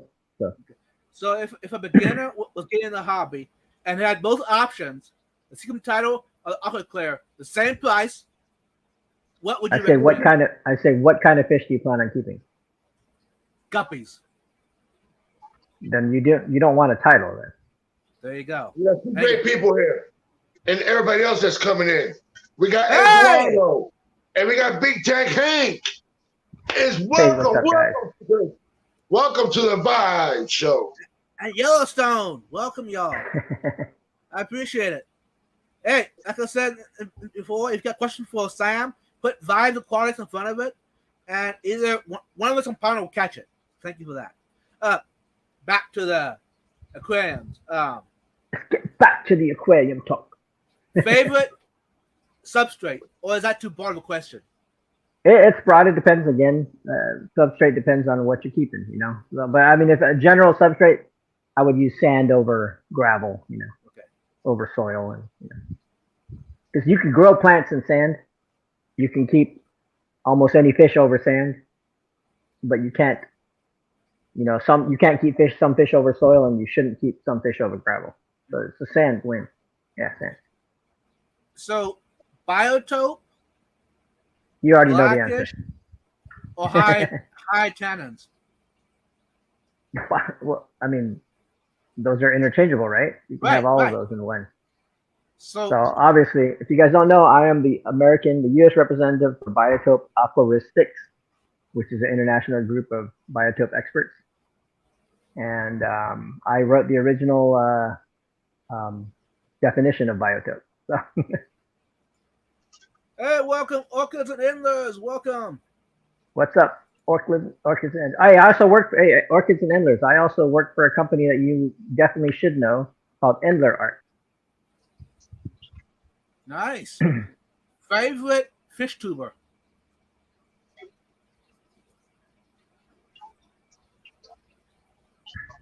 Did you ask me a question or what? Favorite fish tuber. Oh, favorite fish tuber. Favorite fish tuber, whoever I'm on FishTube with. No. This is a serious question. I mean, I don't care who it is. It just, you know. You don't care who. No. Format, the way they execute their channel. MD Aqua. I met him for the first time. I didn't get to talk to him as much as I would have liked, but I met him for the first time at Aquashella in Dallas. Yeah. I'm with you on that. The way that they run the channel, they did a good job at it. Hey, if you're watching this, keep doing what you're doing. Appreciate it. Favorite brand of LED light? Or is there not? Favorite brand of LED light? Kessel. Okay. For both the saltwater and the freshwater and the reptiles? Absolutely. Yep, the tuna. Yeah. Yep. Tuna. Okay. And can you have too much light on a tank? Absolutely. You can fry a tank. You can blow the eyeballs. You can blow the retinas out of fish's eyes. You know, like that. So since you like the biotope, do you try to bring the lighting of that tank to how it would be the original? Oh yeah. If they come from a subdued environment, I prefer to do a subdued aquarium. I like it. So, if you could buy something or DIY it, which would you do? Well, I've worked for a few companies and I've helped to develop different products. So does that count as DIY? Since I did it myself. Mm-hmm. Yeah. I actually just spent a couple of days with one of the guys that produces products for Central Aquatics. And he has all these machinery and stuff that he works with. He's also a crazy fish keeper, so breeding all kinds of rare fish. All right. So, another question. If you want to answer it, that's fine. But anyways, let's go with it. Amazon or Aquarium Co-op? Oh, I bought once from Aquarium Co-op, you know, but I buy from Amazon every day. All right. So yeah, I didn't know. So that's cool. Let's get away from the aquarium hobby a little bit here. Favorite classical movie? Favorite classical movie? I don't know how what you would consider as it classical, but I'd say The Neverending Story. Okay. Yeah. All right. Favorite genre of music? I'm an EDM guy. I like some country. I like a little bit of rock, indie pop. But I DJ'd for 12 years, so I'm an EDM guy. So why Hold on a second. Alexa, can you please stop? Alexa, stop. Shut up. You're in the way. I don't know if she heard her name or something, but she started answering your question. I like. Ooh. Hey, maybe y'all. I'm gonna have to do a vibe check on Alexa, huh? Yep. Good thing I have headphones, otherwise she would have started responding. Right. Exactly. Woo. Anyways, Alexa, turn off. Alexa, maybe some coffee. Anyways, moving on. Alexa, who's Vibes Aquatic?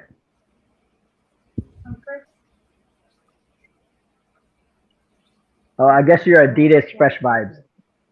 Ooh. Alexa, stop. I like this. Okay. What are we talking about? Look at them guns, Garcia. Look at them. Ooh. Your turn, Vibes. I don't want to lose the viewers. Anyways, what time frame of music, like the years, would you say is your favorite? 90s. Come on. Okay. Yeah. Favorite artist? Overall, like what genre are we talking about? I like quite a few things. Country music. Right now it's Jason Aldean. Jason Aldean all day. So why doesn't conventions and so forth get the favorite Sam Scales as an artist for DJ? Oh, then I wouldn't be able to sell my art. I need to. But can you imagine an art booth set up with Sam Scales DJing it? Just on the one. I like playing. See, I quit DJing about the time when Serato took over, when it became all digital. Mm-hmm. I really enjoyed playing the vinyl. Holding it up for the audience, right? Putting it down, and doing some breaks, and actually listening to the music, not just watching little lines on the screen. Right. So that's the way they do it nowadays. So you prefer analog over digital? Oh yeah. Woo. I mean, the analog sound, real vinyl. Vinyl for the win. Vinyl, V for vibes, V for vinyl. Aww. Yeah. Vinyl, or do you like the 33s, or do you prefer the old ones, like the 45s, 78s? Yeah, 45. I like 45. You don't like the 8-tracks? Reel to reel, put it on there, spread it over to the other side. I like it. So how many record players do you have? I just have my set. I have 1200. Right. So I have my Sony. I have actually no. I take that back. I have 4 because I also have a set of TTX. Nice. Mm-hmm. I have my Techniques, and then I have my TTS. Mm-hmm. So, do you have a record player in your car? You mean like a CD player? No, a real record player. No. Why would I have that in my car? Hey, that way you can listen to analog when you're driving that down. Nah, I just pop on the phone and play iHeartRadio. Okay. Or I listen to sports talk, Mm-hmm. So. Favorite TBA artist? Tribute. Favorite. What kind of artist? Tribute artist of any. Any genre? Yeah. Tiesto. Okay. All right. Mm-hmm. Which actress is your favorite crush? Ooh. Actress? Yeah. Geez. I don't really have crushes as actresses. I think it depends on each movie they're in. Wow, is But, that many? Yeah, there's a lot. I mean, there's a lot I like, but some of the Marvel heroines are pretty good. Hey, And, Sam. Hey, Belinda, welcome. Hey, Sam. Belinda is crushing on you right now. Hi.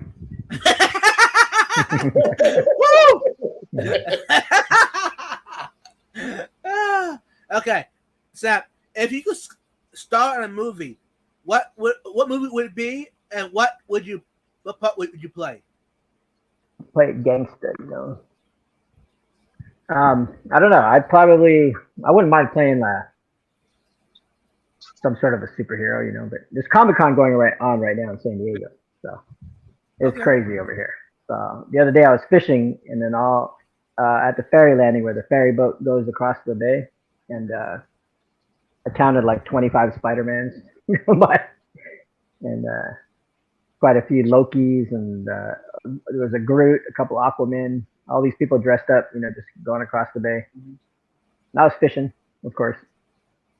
I've been to 27 different Comic-Cons, so this is the third one that I've missed. Wow. Well, how's it going? Marvel or DC?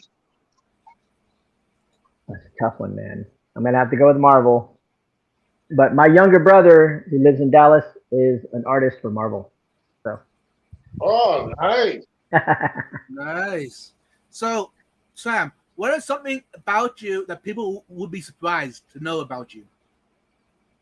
That my younger brother, who lives in Dallas, is an artist for DC, or for Marvel. I just said DC. I messed up. Favorite drink? We've already went through this. Not the C4, but it has to be this one. It has to be what do you call it? Skittles.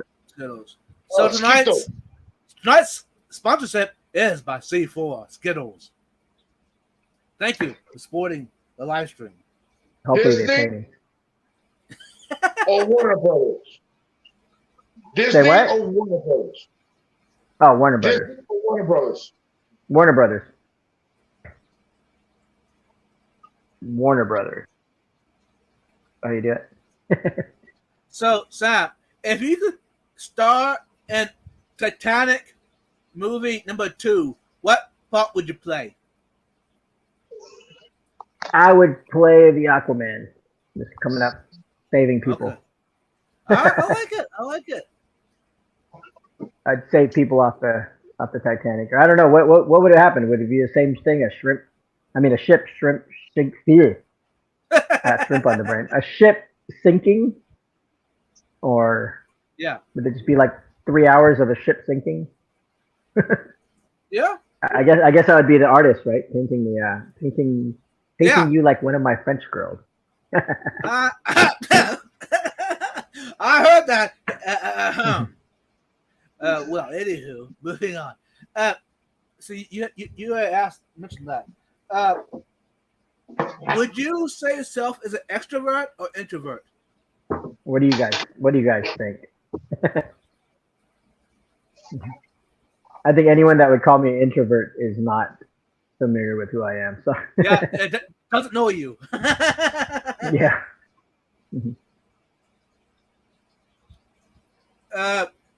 Favorite ice cream? Favorite ice cream? I like Breyer's natural vanilla. Huh? Yeah. That's pretty on good apple stuff. pie. On apple pie, it's really good. A la mode. Coffee or tea? Wait, I have to go back to that ice cream thing. Lately, I've really liked this pistachio ice cream that comes from the little clear bottle with the brown top. Yeah. Yeah, I forgot what that's called. Cavato or something. Mm-hmm. That's pretty good. Coffee or tea, you said? Yeah. I drink a lot of mochas, so I'd have to say coffee. Better question is going on sale. Because Sam Okay, there. loves that Jason Momoa's body. If I had an extra foot on me, I would, Jason Momoa. I've stood next to him, and he's like at least a foot taller than me. Mm-hmm. So, skydiving or scuba diving? Scuba. There's no fish in the sky. Flying fish? Yeah, but they still end up in the water, right? So, favorite place to go scuba diving? That I've done is Sea of Cortez. Mm-hmm. So, and then of course locally I have a really great spot, the La Jolla Kelp Bed. The giant kelp. Uh-huh. Right here in San Diego. Hey, Grandtail, welcome. What's up, Grandtail? And Cody B. So, what species of fish surprised you the most that you saw in person? That I've seen in person? Sunfish, ocean sunfish. Those are phenomenal. Like, I've seen the biggest fish. I've been in the water with whale sharks, but I think the most intriguing fish is a gigantic ocean sunfish. Nice. If you get close to them, you notice their skin has all kinds of creatures crawling all over it. Cool. Yeah. What size tank? Mostly from the bottom, and they just come up just to get a little bit of fun. Yeah, they're solar panels. They lay on the side and they actually get all their energy from the sun. That's cool. And I hate when they have some of these people kill them just to eat it. Yeah, you can't even. I mean, it's terrible eating fish, and it's dirty. It's got a lot of parasites. Yeah, just people are dumb. Those are the most gentle giants of the ocean that you should just leave alone. Yeah, we enjoy seeing them when we're out fishing. So, have you ever seen a baby one? A baby ocean sunfish? Yeah. Probably about that big. So I don't know. I mean, it's a baby comparatively. I don't know how. I think they look totally different when they're fry. Right. So are they egg layers or are they? Yeah, they're egg layers, but their fry looks different. They don't look like ocean sunfish. They look more like a longer body. They still have the two little fins, but they have a longer body. Okay. So since moving on to reptiles, what's the one that surprised you the most in the reptile world? I mean, I've seen so many. I surprised me the most. Yeah.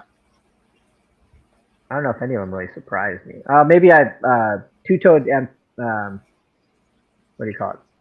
Legless lizard down in Mexico, down in Baja. It's a scalyfoot, they call them, or something like that. It's the long pink lizard. Down there, they just call it Niño de Terra. Okay. So they just call it basically the child of the earth. Mm-hmm. And it's a pink lizard that has no eyes. It has two little legs in the front, and it's a worm. It's like a worm. It's about 12 to 15 inches long.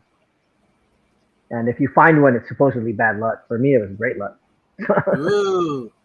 Maybe the luck hasn't come yet.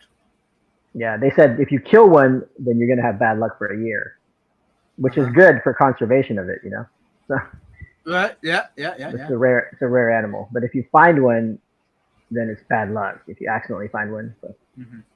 But for me, when I found one, I had the most phenomenal trip to Baja ever. So I think it was a good luck thing. Nice. Let's move on onto the birds. The same question I asked you about the fish and reptiles. Is there a bird that surprised you?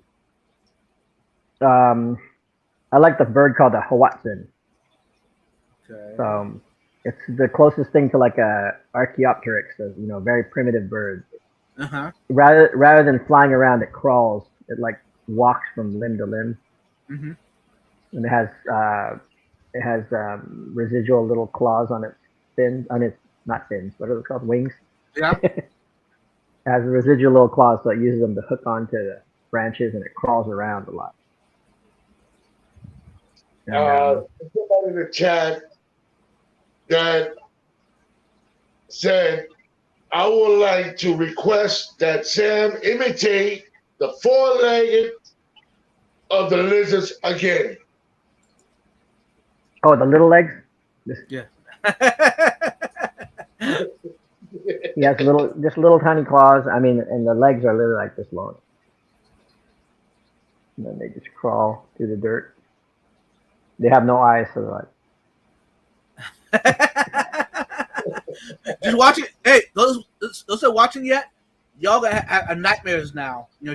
Dreams about these little worms. And the Watson climbing on the thing. So Yeah. how about in the coral reef world? What species have surprised you the most? Surprise! I had one in my. I used to have a big 90-gallon full reef aquarium, and every night this crazy orange flatworm would come out, and it would just like wander, and it would just slide over everything. I couldn't find much information on it, and then I talked to my friend Jerry Allen, and he said that, yeah, it's a harmless flatworm that eats. It takes the slime off of coral. So it like feeds off of coral slime. Right. And so that thing kept showing up a lot over a course of about 8 months, and then one day it was just gone. I never saw it again. Cool. So crazy stuff. I've seen a lot of weird reef stuff though. I used to run like 2 of the biggest reef aquarium shops in the Southwest. So Sam, since we asked you so many questions, now it's your turn. I'm giving you the floor. Do you have any questions for me or Garcia? Yeah, I have a question for you, Bob. Uh-oh. Garcia got freaked out. He left. When do we get to see your artwork? Uh-oh. I should have gave him the floor. I don't know. Just show us sometime, And then what about for both of you guys? Have you guys tried a California burrito? No, I haven't. What is a California burrito? So you've had carne asada burritos, right? Yeah. Okay, so just add some sour cream, some fresh salsa, and then either French fries or diced boiled potatoes. Sounds So good. Yeah, it's very good. If you come to California, then make sure you get one. If I come to California, I gotta make sure I hit up Sam and hit me all down the best places, best restaurants. Absolutely, I will guide anyone that comes down here. Best fishing spots, best reptile spots, whatever. That way I can walk around blindly with my little flowers. Well, we'd have to go to Baja to go find that guy. Okay. And also hang out with Hawaiian Fish Keeper. Yeah. So there you go. Chris knows that. Chris knows the California burrito. So how far away are you from Hawaiian Fish Keeper? I don't know. Oh. Where is Hawaiian Fish Keeper? He's in San Diego, California also. Yeah, but I'm not even sure who he is. Maybe I do know him. If he's local, he should have come across me at some point at one of the shops that I ran over here. I've run almost all of them. So. Right. One store, damn! I've been watching all his videos, and now I forgot the name of the store that he always goes to. He probably goes to either Pet Kingdom or Aquatic Warehouse or. Probably Aquatic Warehouse, I think. Yeah, so I managed Aquatic Warehouse for 8 years, and then I had a falling out with the owner. So. I'm good. I'm looking it up right now.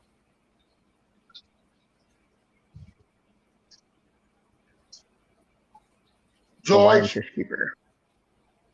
George, you're not doing no water changes. Stop lying.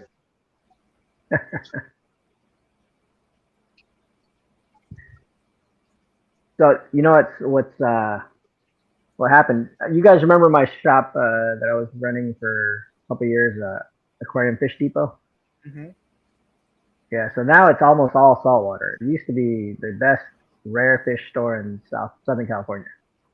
Say that name again. The depot? That's the one that he goes to. Which one? The Aquarium Depot, something like that? Aquarium Fish Depot? Yeah, so he used to probably go there. Now it's pretty much turned into like a second-rate saltwater aquarium shop. So Because they got salt water and fresh water there. yeah, but not yeah. That's Pet Kingdom is the best for all three. So send me that hey Vibe, send me that link so that I could follow him. Alright, let's do it. If I don't do it now, it's not going to happen. Yeah, send it now so that I have it when I'm off the stream, then I can look it up. Alrighty. So, how do you feel about Vibes Aquatics? Oh, I like it. You're growing. You got this nice following. You know, people that are dedicated. So normally, people with with under 1,000 followers, it's hard to get people on a live stream. But it looks like you got plenty of people on live stream. I like it. Hey, I tell you a little secret. Tonight they're on here because of you. No. Hey, I'm trying. We got Fish and Tunics. Welcome. What's up, Vision? In your opinion, Sam, what do you think about my channel and my videos and my shorts? Same thing. I like your shorts. Your shorts are good. I think the key. I think you need a headset though, because No, it doesn't work for me. well, you got to get something because like a lot of times when you're talking on your videos and stuff, it cuts out a little bit. So When I did my testing, when I did my first live to test it out, I had the cheap headphones. Yeah, that's why. No cheap. And it started lagging. And then when I took it off, and it was all perfect afterwards. Are those plug-in headphones? Very cheap. Do they have a cord? Yeah.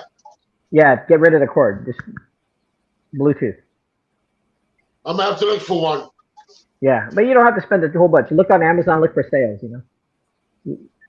One with a decent microphone on it, I mean, look, this has a good microphone pickup. I don't even have the little thing, Hey, by the way, Sam, what brand is that one?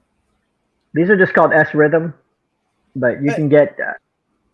You want to send me a link to one of those? Yeah, I'll send you that. You can either get S Rhythms or you can get Sennheisers are really cheap, are really good prices right now. They're top of the line, they're like Bose. These are Bose. Yeah, but Bose are good, but Sennheisers are fine. You don't have to spend a lot of money for Bose. Okay. Yeah, so far I'm not a fan of these. Well, what brand of those? What model are those? I think 35s. 35. So that's a lower model. Surf City. Hey, Surf City, welcome. What's up, Surf City? You got any more questions for us? Do I have questions? I got questions for everybody. Ooh. What do you guys want to see me paint as far as like subject matter? I'm always asking this because I don't want to just paint stuff that I like. Because sometimes the stuff I like, I'm unable to sell it because people don't know what it is. So, like that Heros Liberifer. Like how many people know what that is? I'd have to go to special shows just to sell those, right? Shows where people like know that fish. A red paradise fish. Red paradise fish? Yeah. Yeah. So I painted one on canvas, but I never made reproductions of it. Oh. And the thing is, I sold it at one of my galleries. Uh-huh. And so now I can't make reproductions. But I'll paint another one. I'll do the whole paradise fish series, Yeah.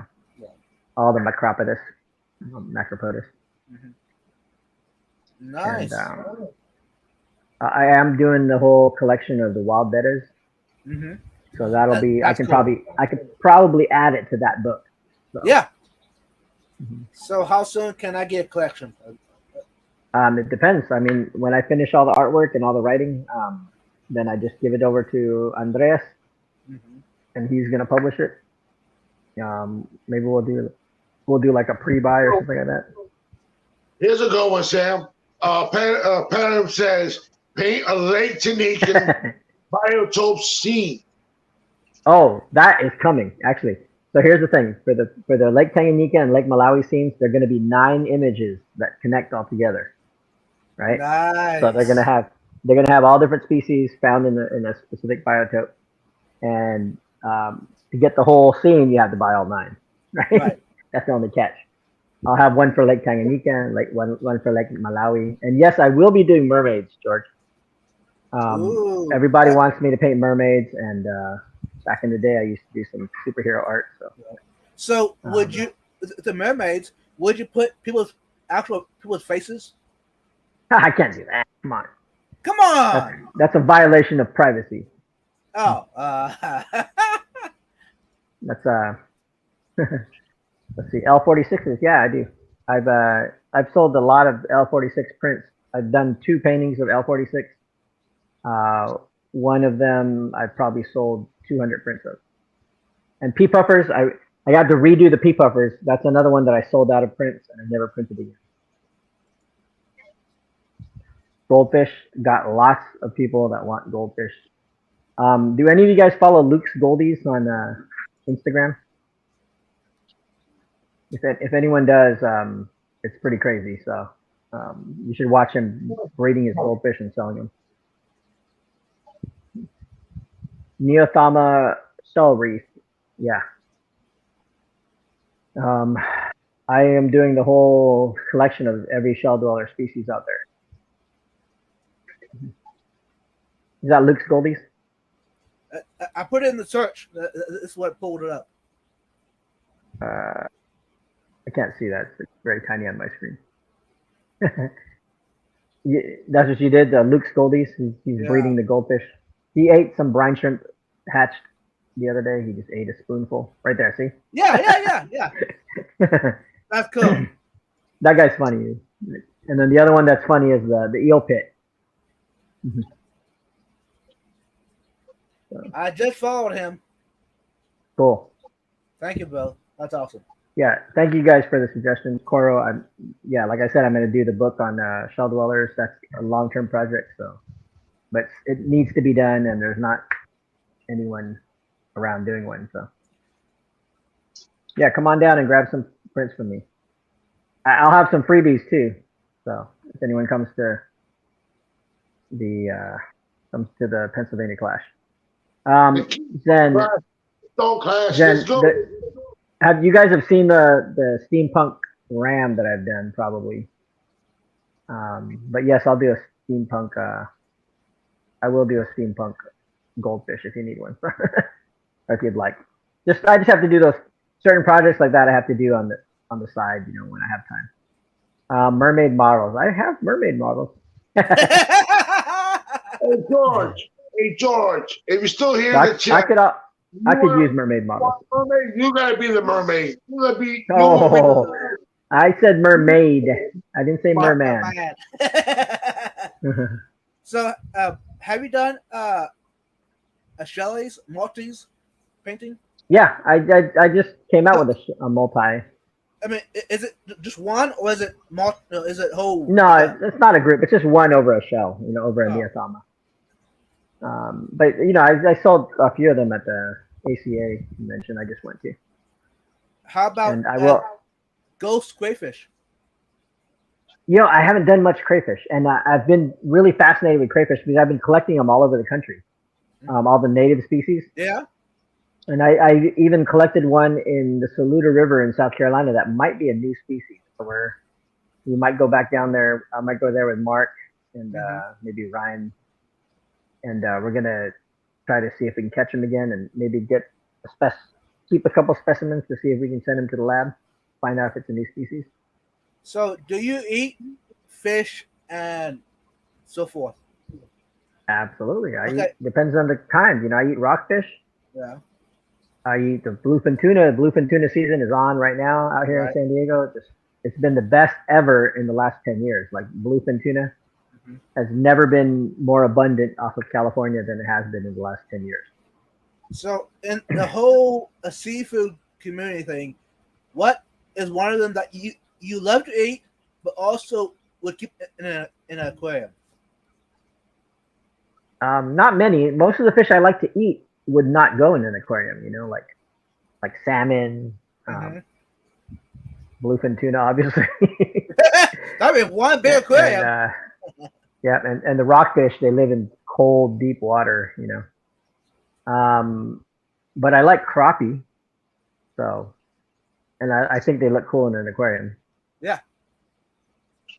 Do you have a crappie setup? No, I've kept crappie in aquariums before, like a couple of them, a couple black crappie in an aquarium. But they're kind of boring in an aquarium unless you have like a big aquarium. Yeah. Like what size aquarium? I would say you'd need something that they could move around in, like at least a 200 or so. Yeah. The ones I had before were in a 40-gallon aquarium, and they just kind of set it. They did this. They did crappie things. Yeah. And sometimes their fin would come up. Somebody in the chat wants to know if you're going to the Keystone Clash. Who? Yeah. I'm going. You guys are going, right? I'm going to try to make it. I signed up to go, so. Yeah, so go. Get to meet a lot of cool people at Keystone. Maybe my viewers will have to sponsor me to go, huh? Flights are pretty reasonable right now. If you just want to fly in, and I'm sure you could share a room with somebody. You just got to talk to some people. Hey, my viewers, I need a room to sleep in. So there you go. Or a truck bed. There you go. That worked too. No, but I'm going to try to make it though. For those that wondered, there's a lot of the fish fam. I mean, it's a big fish fam event. A lot of fish fam come. So, is it better than the Aquashella? For fish fam, it is. For just the camaraderie of that, it is a growing show. Apparently, it's going to be twice as big this year. Nice. As far as vendors go, same thing with the Gold Coast one. They said it's going to be twice as big too. We'll see. We'll see who's telling the truth. Aquashella Daytona says they're going to be the biggest in the U.S. So, let's see. I will announce though that the absolute biggest combined show is going to happen next year in July, or in June, end of June. And that's going to be in California, believe it or not. Finally get a big show in California. That's called the Super Show. And it's supposedly every bit of that word, super. Mm-hmm. So, Jeff, we're talking. Are you my first sponsor, huh?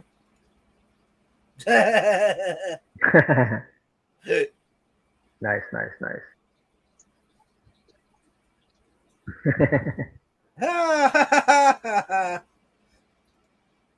Being a sleep bag. Hey, that might do that. Sleep on the floor. I'll wrestle anyone. So I'm not even try. I mean, you can see my toothpicks. My hair. See the toothpicks?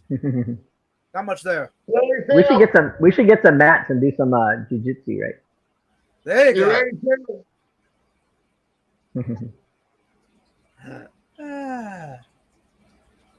Let me see. All right. So, what? Who would you recommend in the fish tuber world that is, you would say, like 100% that it's all natural? All natural. All not forced. I like Ed, man. Chattanooga Ed, and I like Leslie.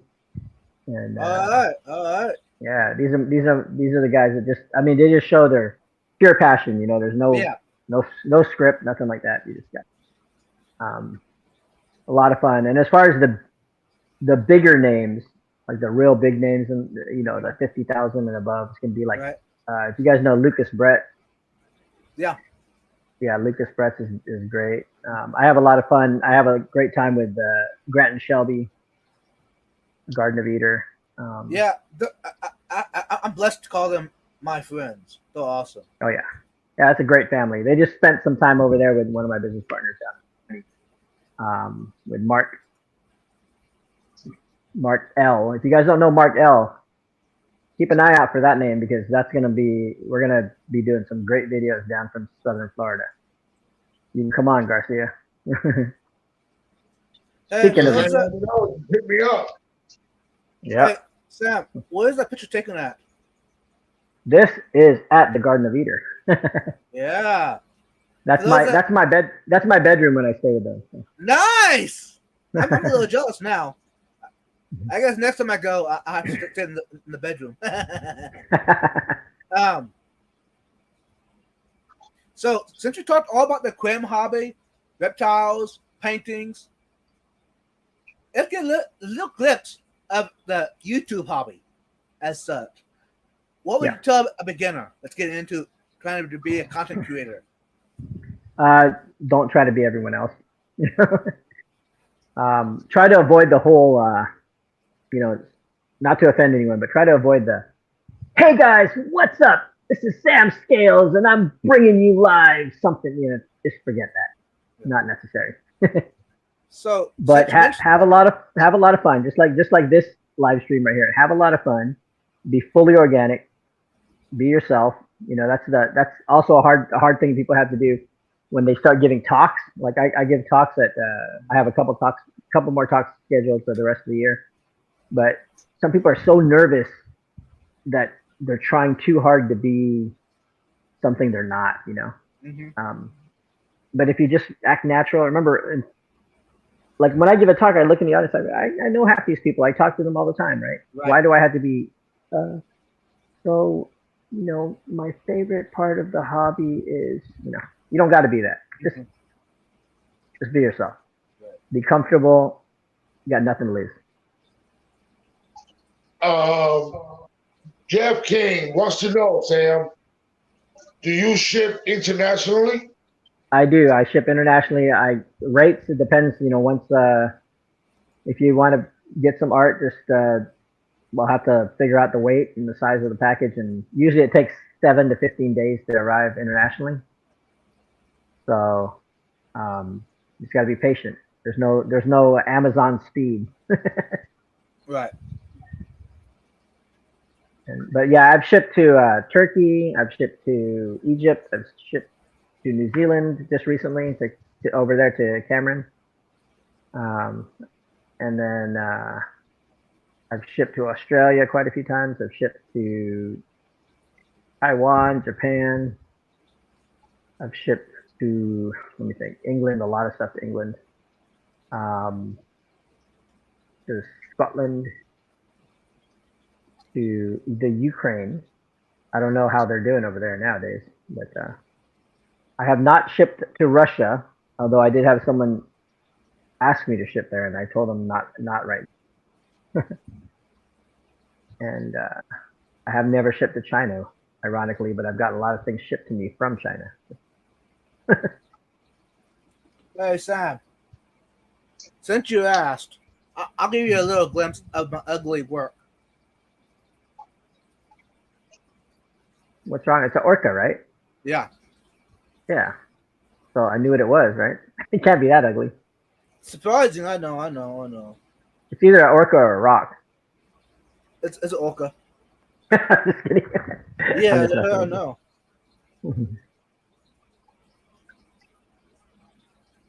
And that is a, turn it a little bit so it's flat towards me. That's a horse? Yeah. Yeah. A saddle and a horse. Yeah. Now this one you probably won't guess at all.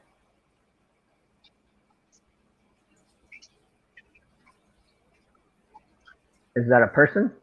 Yeah. Is it a specific person? Yeah. Is that a politician? Nope. Yeah. Is- People ask the same question too to me about it. Is It's an it artist. Is that Van Gogh? No. It's an artist though? Yeah. Not an artist for paintings, to music. Oh, like a movie artist? Like an actor? No, music. A music artist? Harry Styles? Oh, that's Garcia without glasses. What kind of music? Rock. Did you just Rick roll me? Is that Rick Astley? No. That's supposed to be Elvis. Elvis. Okay. So you know what? You know what? I can give you some advice on it. You're going way too light on the hairline, man. Go dark. Yeah. Hey, Dark. this was one of my first ones I did. Yeah. So I mean, this is when I'm judging people's art when I was like helping at the college and stuff. Right. You know, they would do their portraits and stuff, and I tell them, hey, what are you afraid of doing dark? You know, don't be afraid to go dark. Don't be afraid to create contrast. Everything, whether you're painting a person's face or a fish or a plant or a car, you know, don't be afraid to get hard lines on it. You know, a lot of people are doing this, like they get the pencil and they're like, you know what I mean? Right. They're like so afraid to, yeah. See those hard lines that you put on that? Yeah. That's great. That's like a heart, right? Like a twisted heart. Yeah, that's beautiful. So, because you know why? Because you weren't afraid to go dark. Right. Go dark. So that used to be my hobby back in the day. We'll pick it up again. You know. But hey, subscribe to Lisa LaCree. There you go. Yeah, actually I am. I try to follow her on every time she does live stream. I try to watch. Good, and then subscribe to me because I'll be doing some art tutorials as well. So since you mentioned that, I need to get back into it. How would you encourage me to do that? How would I encourage you? I'll go find you and slap you. Do that again. Get back into painting. Yeah. Get back into drawing. Buy some good quality pencils. You know, buy some Statler pencils. Yeah. Or my favorite is, what are these called? Oh, Faber-Castell. Yeah. You know, good smooth lead. It doesn't have any hard parts to the lead. Like nice and soft. Right. This is a B. So how do you find time to do it all, Sam? I don't. I just keep doing it, and then oftentimes I'm way behind. Like right now, I'm way behind. Yeah. I just I try not to do too many live streams. I'm just kidding. I'm just kidding. I'm just kidding. The way it sounds, Vibe Aquatics is going to step back from being live streams and videos and content and just focus on my artwork, my aquariums. So if you don't see me in 5 years, here's the truth. Learn to multitask. You know, I've got a laptop in front of me. I'm doing the live stream, and I've got my art right here. So. Yeah. And my brain is constant. My brain is going 24 hours a day. I don't, even when I'm asleep, I'm thinking of like ideas and stuff. Hey, do y'all want to see me? No, forget it. I was going to say, if you don't want to see me, say it. You started, finish it. I was going to say, do y'all want to see me drawing while we're on a live stream? But that might be too much for me.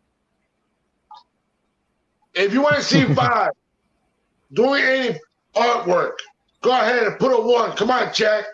Put a 1 in the chat. Let's see how many ones can we see there. Yeah. They don't want to see Vibe do that. Hey, you know who was doing art on his stream was Chattanooga Ed. He was doing those little sculptures. Yeah, which is awesome. Yeah, you know, but that might mean I might have to do another live stream then. Yeah, just don't get carried away. Just know your focus. You know, we'll go back to the YouTube part. Know your focus. You know, don't. There was okay, I don't know if I really should be talking about this too much, but there was a pretty popular live streamer, a pretty popular YouTuber that got carried away with doing other stuff on their channel. Mm-hmm. And from what I understand, it nearly cost them some sponsorship. Because you got to focus on what you're doing. Yeah. Like if CChem decides, hey, I like this guy, I want to sponsor him a little bit, you know, give him a little bit of money every month. There you go. That's right. I forgot that was a CChem shirt. In fact, I can't find mine. I need to go back and ask them for another one of those. I like their new one, their blue one that has the CChem right down the side. Which I have that one. Yeah, that one's awesome, right? It has a real soft material. Feels good. But I lost my CChem shirt like that. I don't know where it is. Yeah. Mm-hmm. I don't see that many ones in the chat. Come on, guys. I want to see more ones. I only see 2. Come So on, I we gotta told see y'all. more ones. I told Yeah, you that's not- that people don't want to see me. I told you. There you go. Come on, and we can do this. Come on, let's put those ones There we in the chat. go. We've got a couple ones right there. There's 1, 2, and then 3. Let's see here.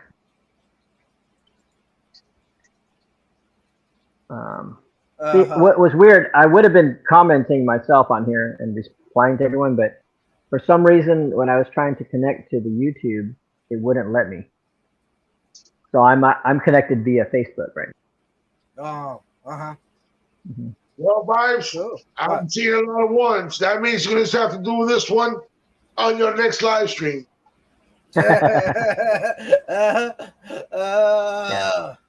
You can just go over to my channel and then watch me do it.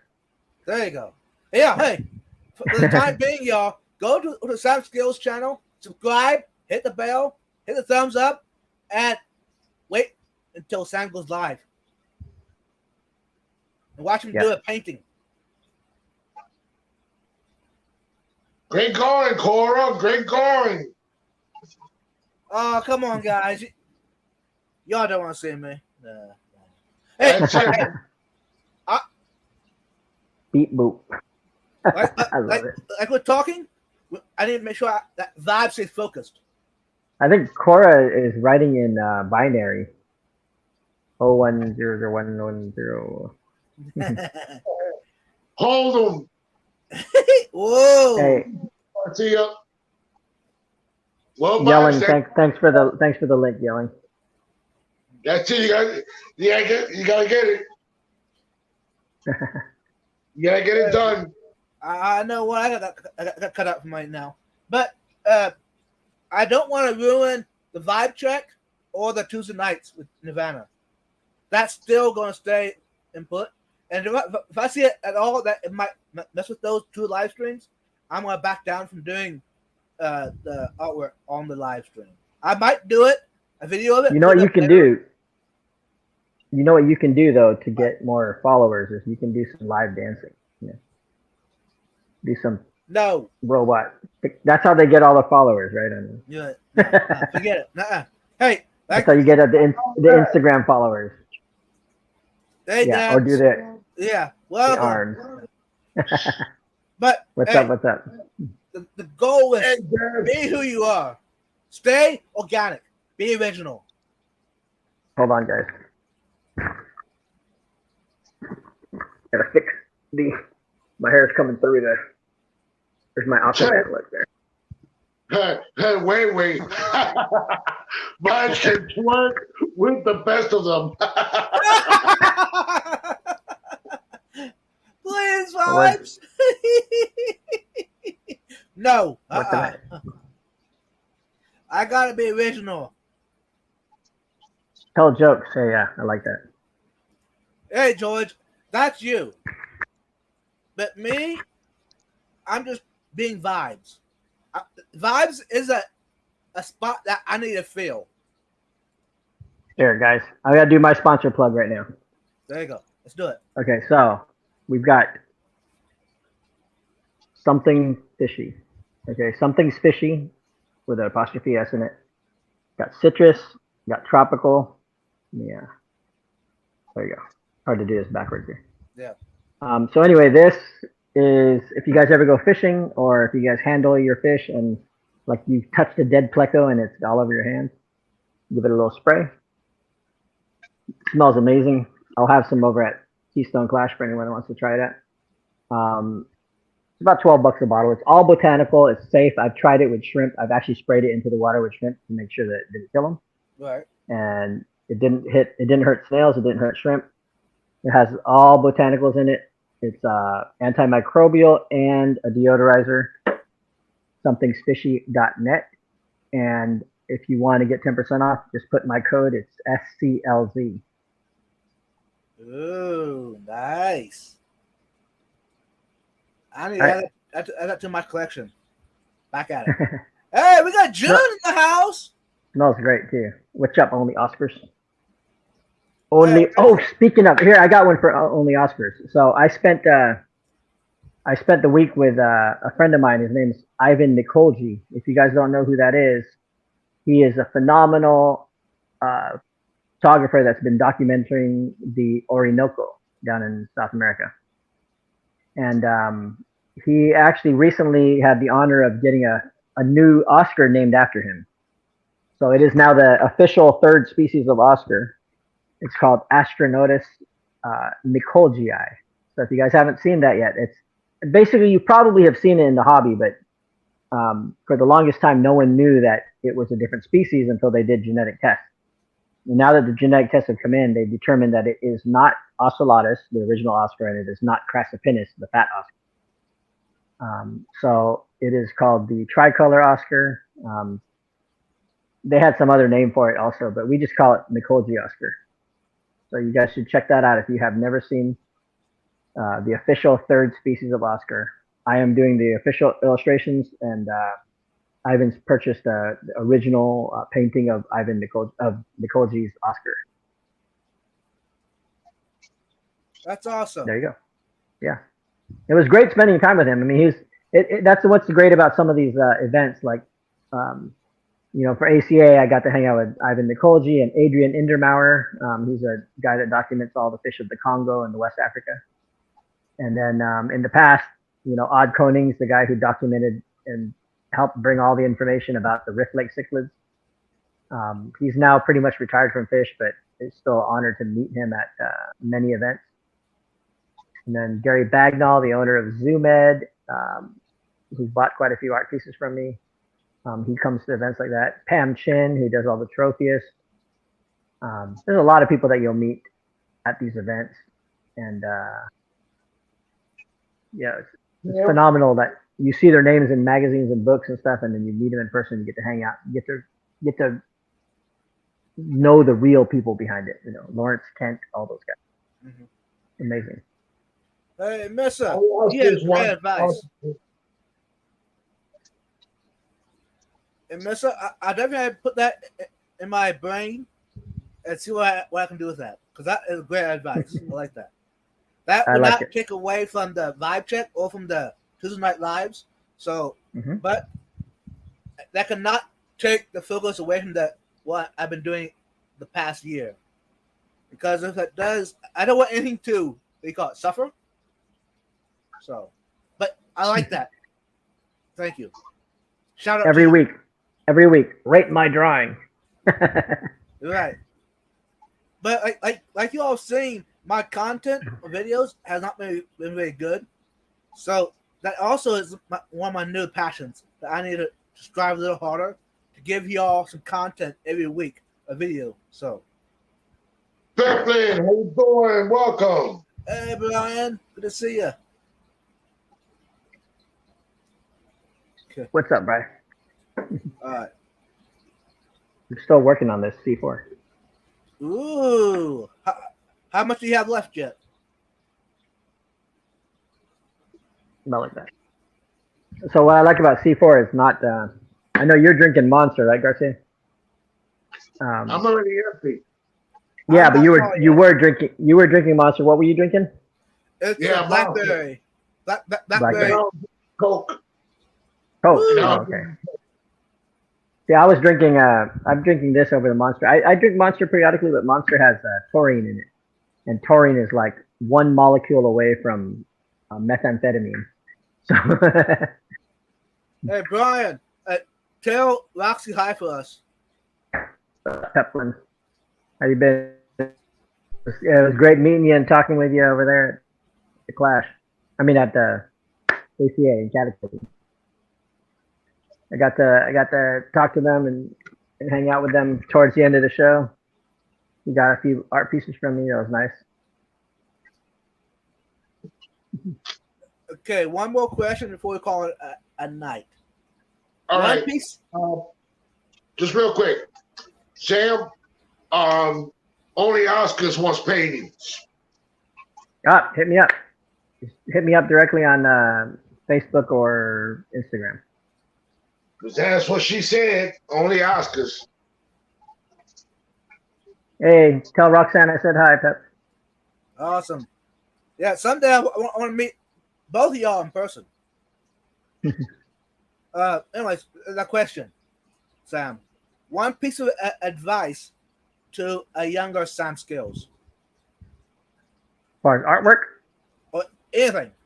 or any, I mean, there's a few people that are kind of like in the same category as me, where they do some artwork and then they do the fish hobby, reptile hobby. I don't know. There's not too many that do it all inclusively like I do, but there are a few, and I've mentored a couple of them. So that's always nice. Just look for a mentor. That's the key. If someone invites you to be under their wings, take it. Don't ruin the opportunities. Don't be afraid to approach people that you admire, that you look up to, that you respect. Don't be afraid. If you are afraid to meet people, then you will never meet people. So not everyone's as approachable as me, but believe it or not, once you break the ice, you can get to know people that you only dreamed of meeting. So if you have an opportunity, say what's up. What's up? Yeah, I had a dream of meeting Sam Skills. I got good news, y'all. I met him in person. Yeah, it was great to meet you too. That was nice to meet you in person over at Aquashella. And then the alarm clock went off by saying, Garcia Juarez. This guy, man, this Garcia, man, when we met, he was just, he did exactly what I just said. Like, I'm going to go meet this guy. So, Garcia, before we head out, what do you guys say to the Fish Fam? What do you want me to say? I love you all because you guys are really awesome. Sam, keep doing what you're doing. Vibes, congratulations on your 500. Let's do it. Let's do it, Vibes. Come on. And sorry for Other me. side. Other hand, bro. There you go. Sorry for me telling the chat to put the one. But that's okay. You can do your little short videos of your artwork, and nothing's gonna change with both of your live shows, and everything's gonna stay good. And everybody in the live, everybody in the chat, just remember this: Garcia Aquatics loves you, and he's really appreciate all the support and all the love you guys are doing to us, and especially sharing it around and everything. And we sticking strong like a big family, and I like that. And just don't forget to hit the like button, the share button, and the notification bell to notify you when a live is coming up or any shorts or anything is coming out. Don't forget about Vibes. Don't forget about Sam. And also, don't forget about Garcia Aquatics. And also, feed your fish, do your water changes, and take care. Love you all. Thanks, Garcia. So, Sam, Love you guys, man. What do you got to say to the Fish Fam besides love? Oh, thank you, Fish Fam. I always appreciate you guys having me on. I always appreciate you supporting me. Again, I've said this a few times, but I'm serious. My new YouTube format's coming out really soon, so make sure you subscribe. Make sure you share. I really need to get numbers up as well. I've been kind of lagging on that. Feel free to message me on any platform. Fish Fam links on the comments. And if you need anything, let me know. I ship direct, and I will get that website situation fixed up. Right now, it's just it's there, but it's not very interactive because it takes a lot of work to do that. I'm probably going to hire somebody to fill it out with all the artwork, apparel, and everything else. So look forward to meeting some of you guys in person. Otherwise, it's always fun to chat with you guys on live streams or on even in direct messaging. You can. I'm not hard to reach. You can always find me. You can always ask me questions. I grabbed my wealth of knowledge from so many other people. I'm like a catalyst, so I'd like to be able to spread what I've learned over many, many years doing this to you guys. And any topic, any question, fish IDs, fish health, husbandry, filtration, natural history, any of that stuff. And I'm always open for commissions. So just let me know if you guys want something painted special. Thanks, Sam. Hey, Sam, George wants to know where's the Super Show at? Oh, Super Show is going to be in Pomona. And that is on the July 29th. Let me see if I get it. I might have this. So, let me see here. I might have a little thing here. Yeah, hold on, y'all. Super Show is a combined show, so it'll be 3 shows. We got Reptile Super Show, which is well known. Then we have the Bird Super Show, which is just a budding show, and then the Plant Super Show. Currently, it's called the Succulent Super Show, but now they're inviting tropical plants and carnivorous plant people, all that stuff. Foliage plants, fern people, all kinds. It's going to be a Plant Super Show. And then the new one, which is the first time ever, I'm not quite sure who's running that operation, but I know that I have a booth there. I have a big booth there. But it's the Aquarium Super Show. So that'll be fresh and saltwater. So it's essentially, I work for Aquashella. This is essentially a competitor, but not really a competitor because there is no Aquashella on the West Coast. Right. So, yep, we'll have it. Awesome. So if you go, that's the link where you want to go. Reptile Super Show. That will tell you all the information about the upcoming Super Show. And Reptile, and so Reptile Super Shows. I have a history with that too. I was there when that started, and my friend Rami, one of my best friends growing up, we used to work at Fountains Aquarium together, and then there was no reptile shows for a long time on the West Coast. Not really any in the whole U.S. And then Rami decided, I want to start them up again, right? So he kind of resurrected the whole reptile show hobby, Mm-hmm. So he's a very good friend of mine. You can go on my page on Facebook. There's pictures with us together, and he's done really good. He has anywhere from 4 to 7 shows a year on the West Coast, mostly California, sometimes Las Vegas. But this thing is going to be an epic event, and so will Aquashella and Daytona Beach. So if you guys are on the East Coast, Aquashella, Daytona Beach is the place to be. Thank you. Yeah, thanks, Garcia. Great co-host. You do a good job. Keep doing what you're doing. And Sam Skills, great painter, great friend and buddy. I don't know how to say thank you for coming up here. You're awesome. You're my brother, man. You're my brother. Anyhow, and thanks to those watching.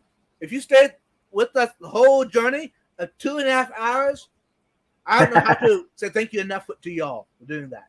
I appreciate it.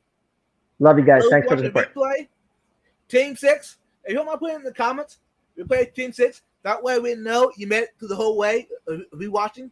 Thank you for that. Hey, stay tuned for more videos, more content, more live streams. Until then, like we say in the South, peace out.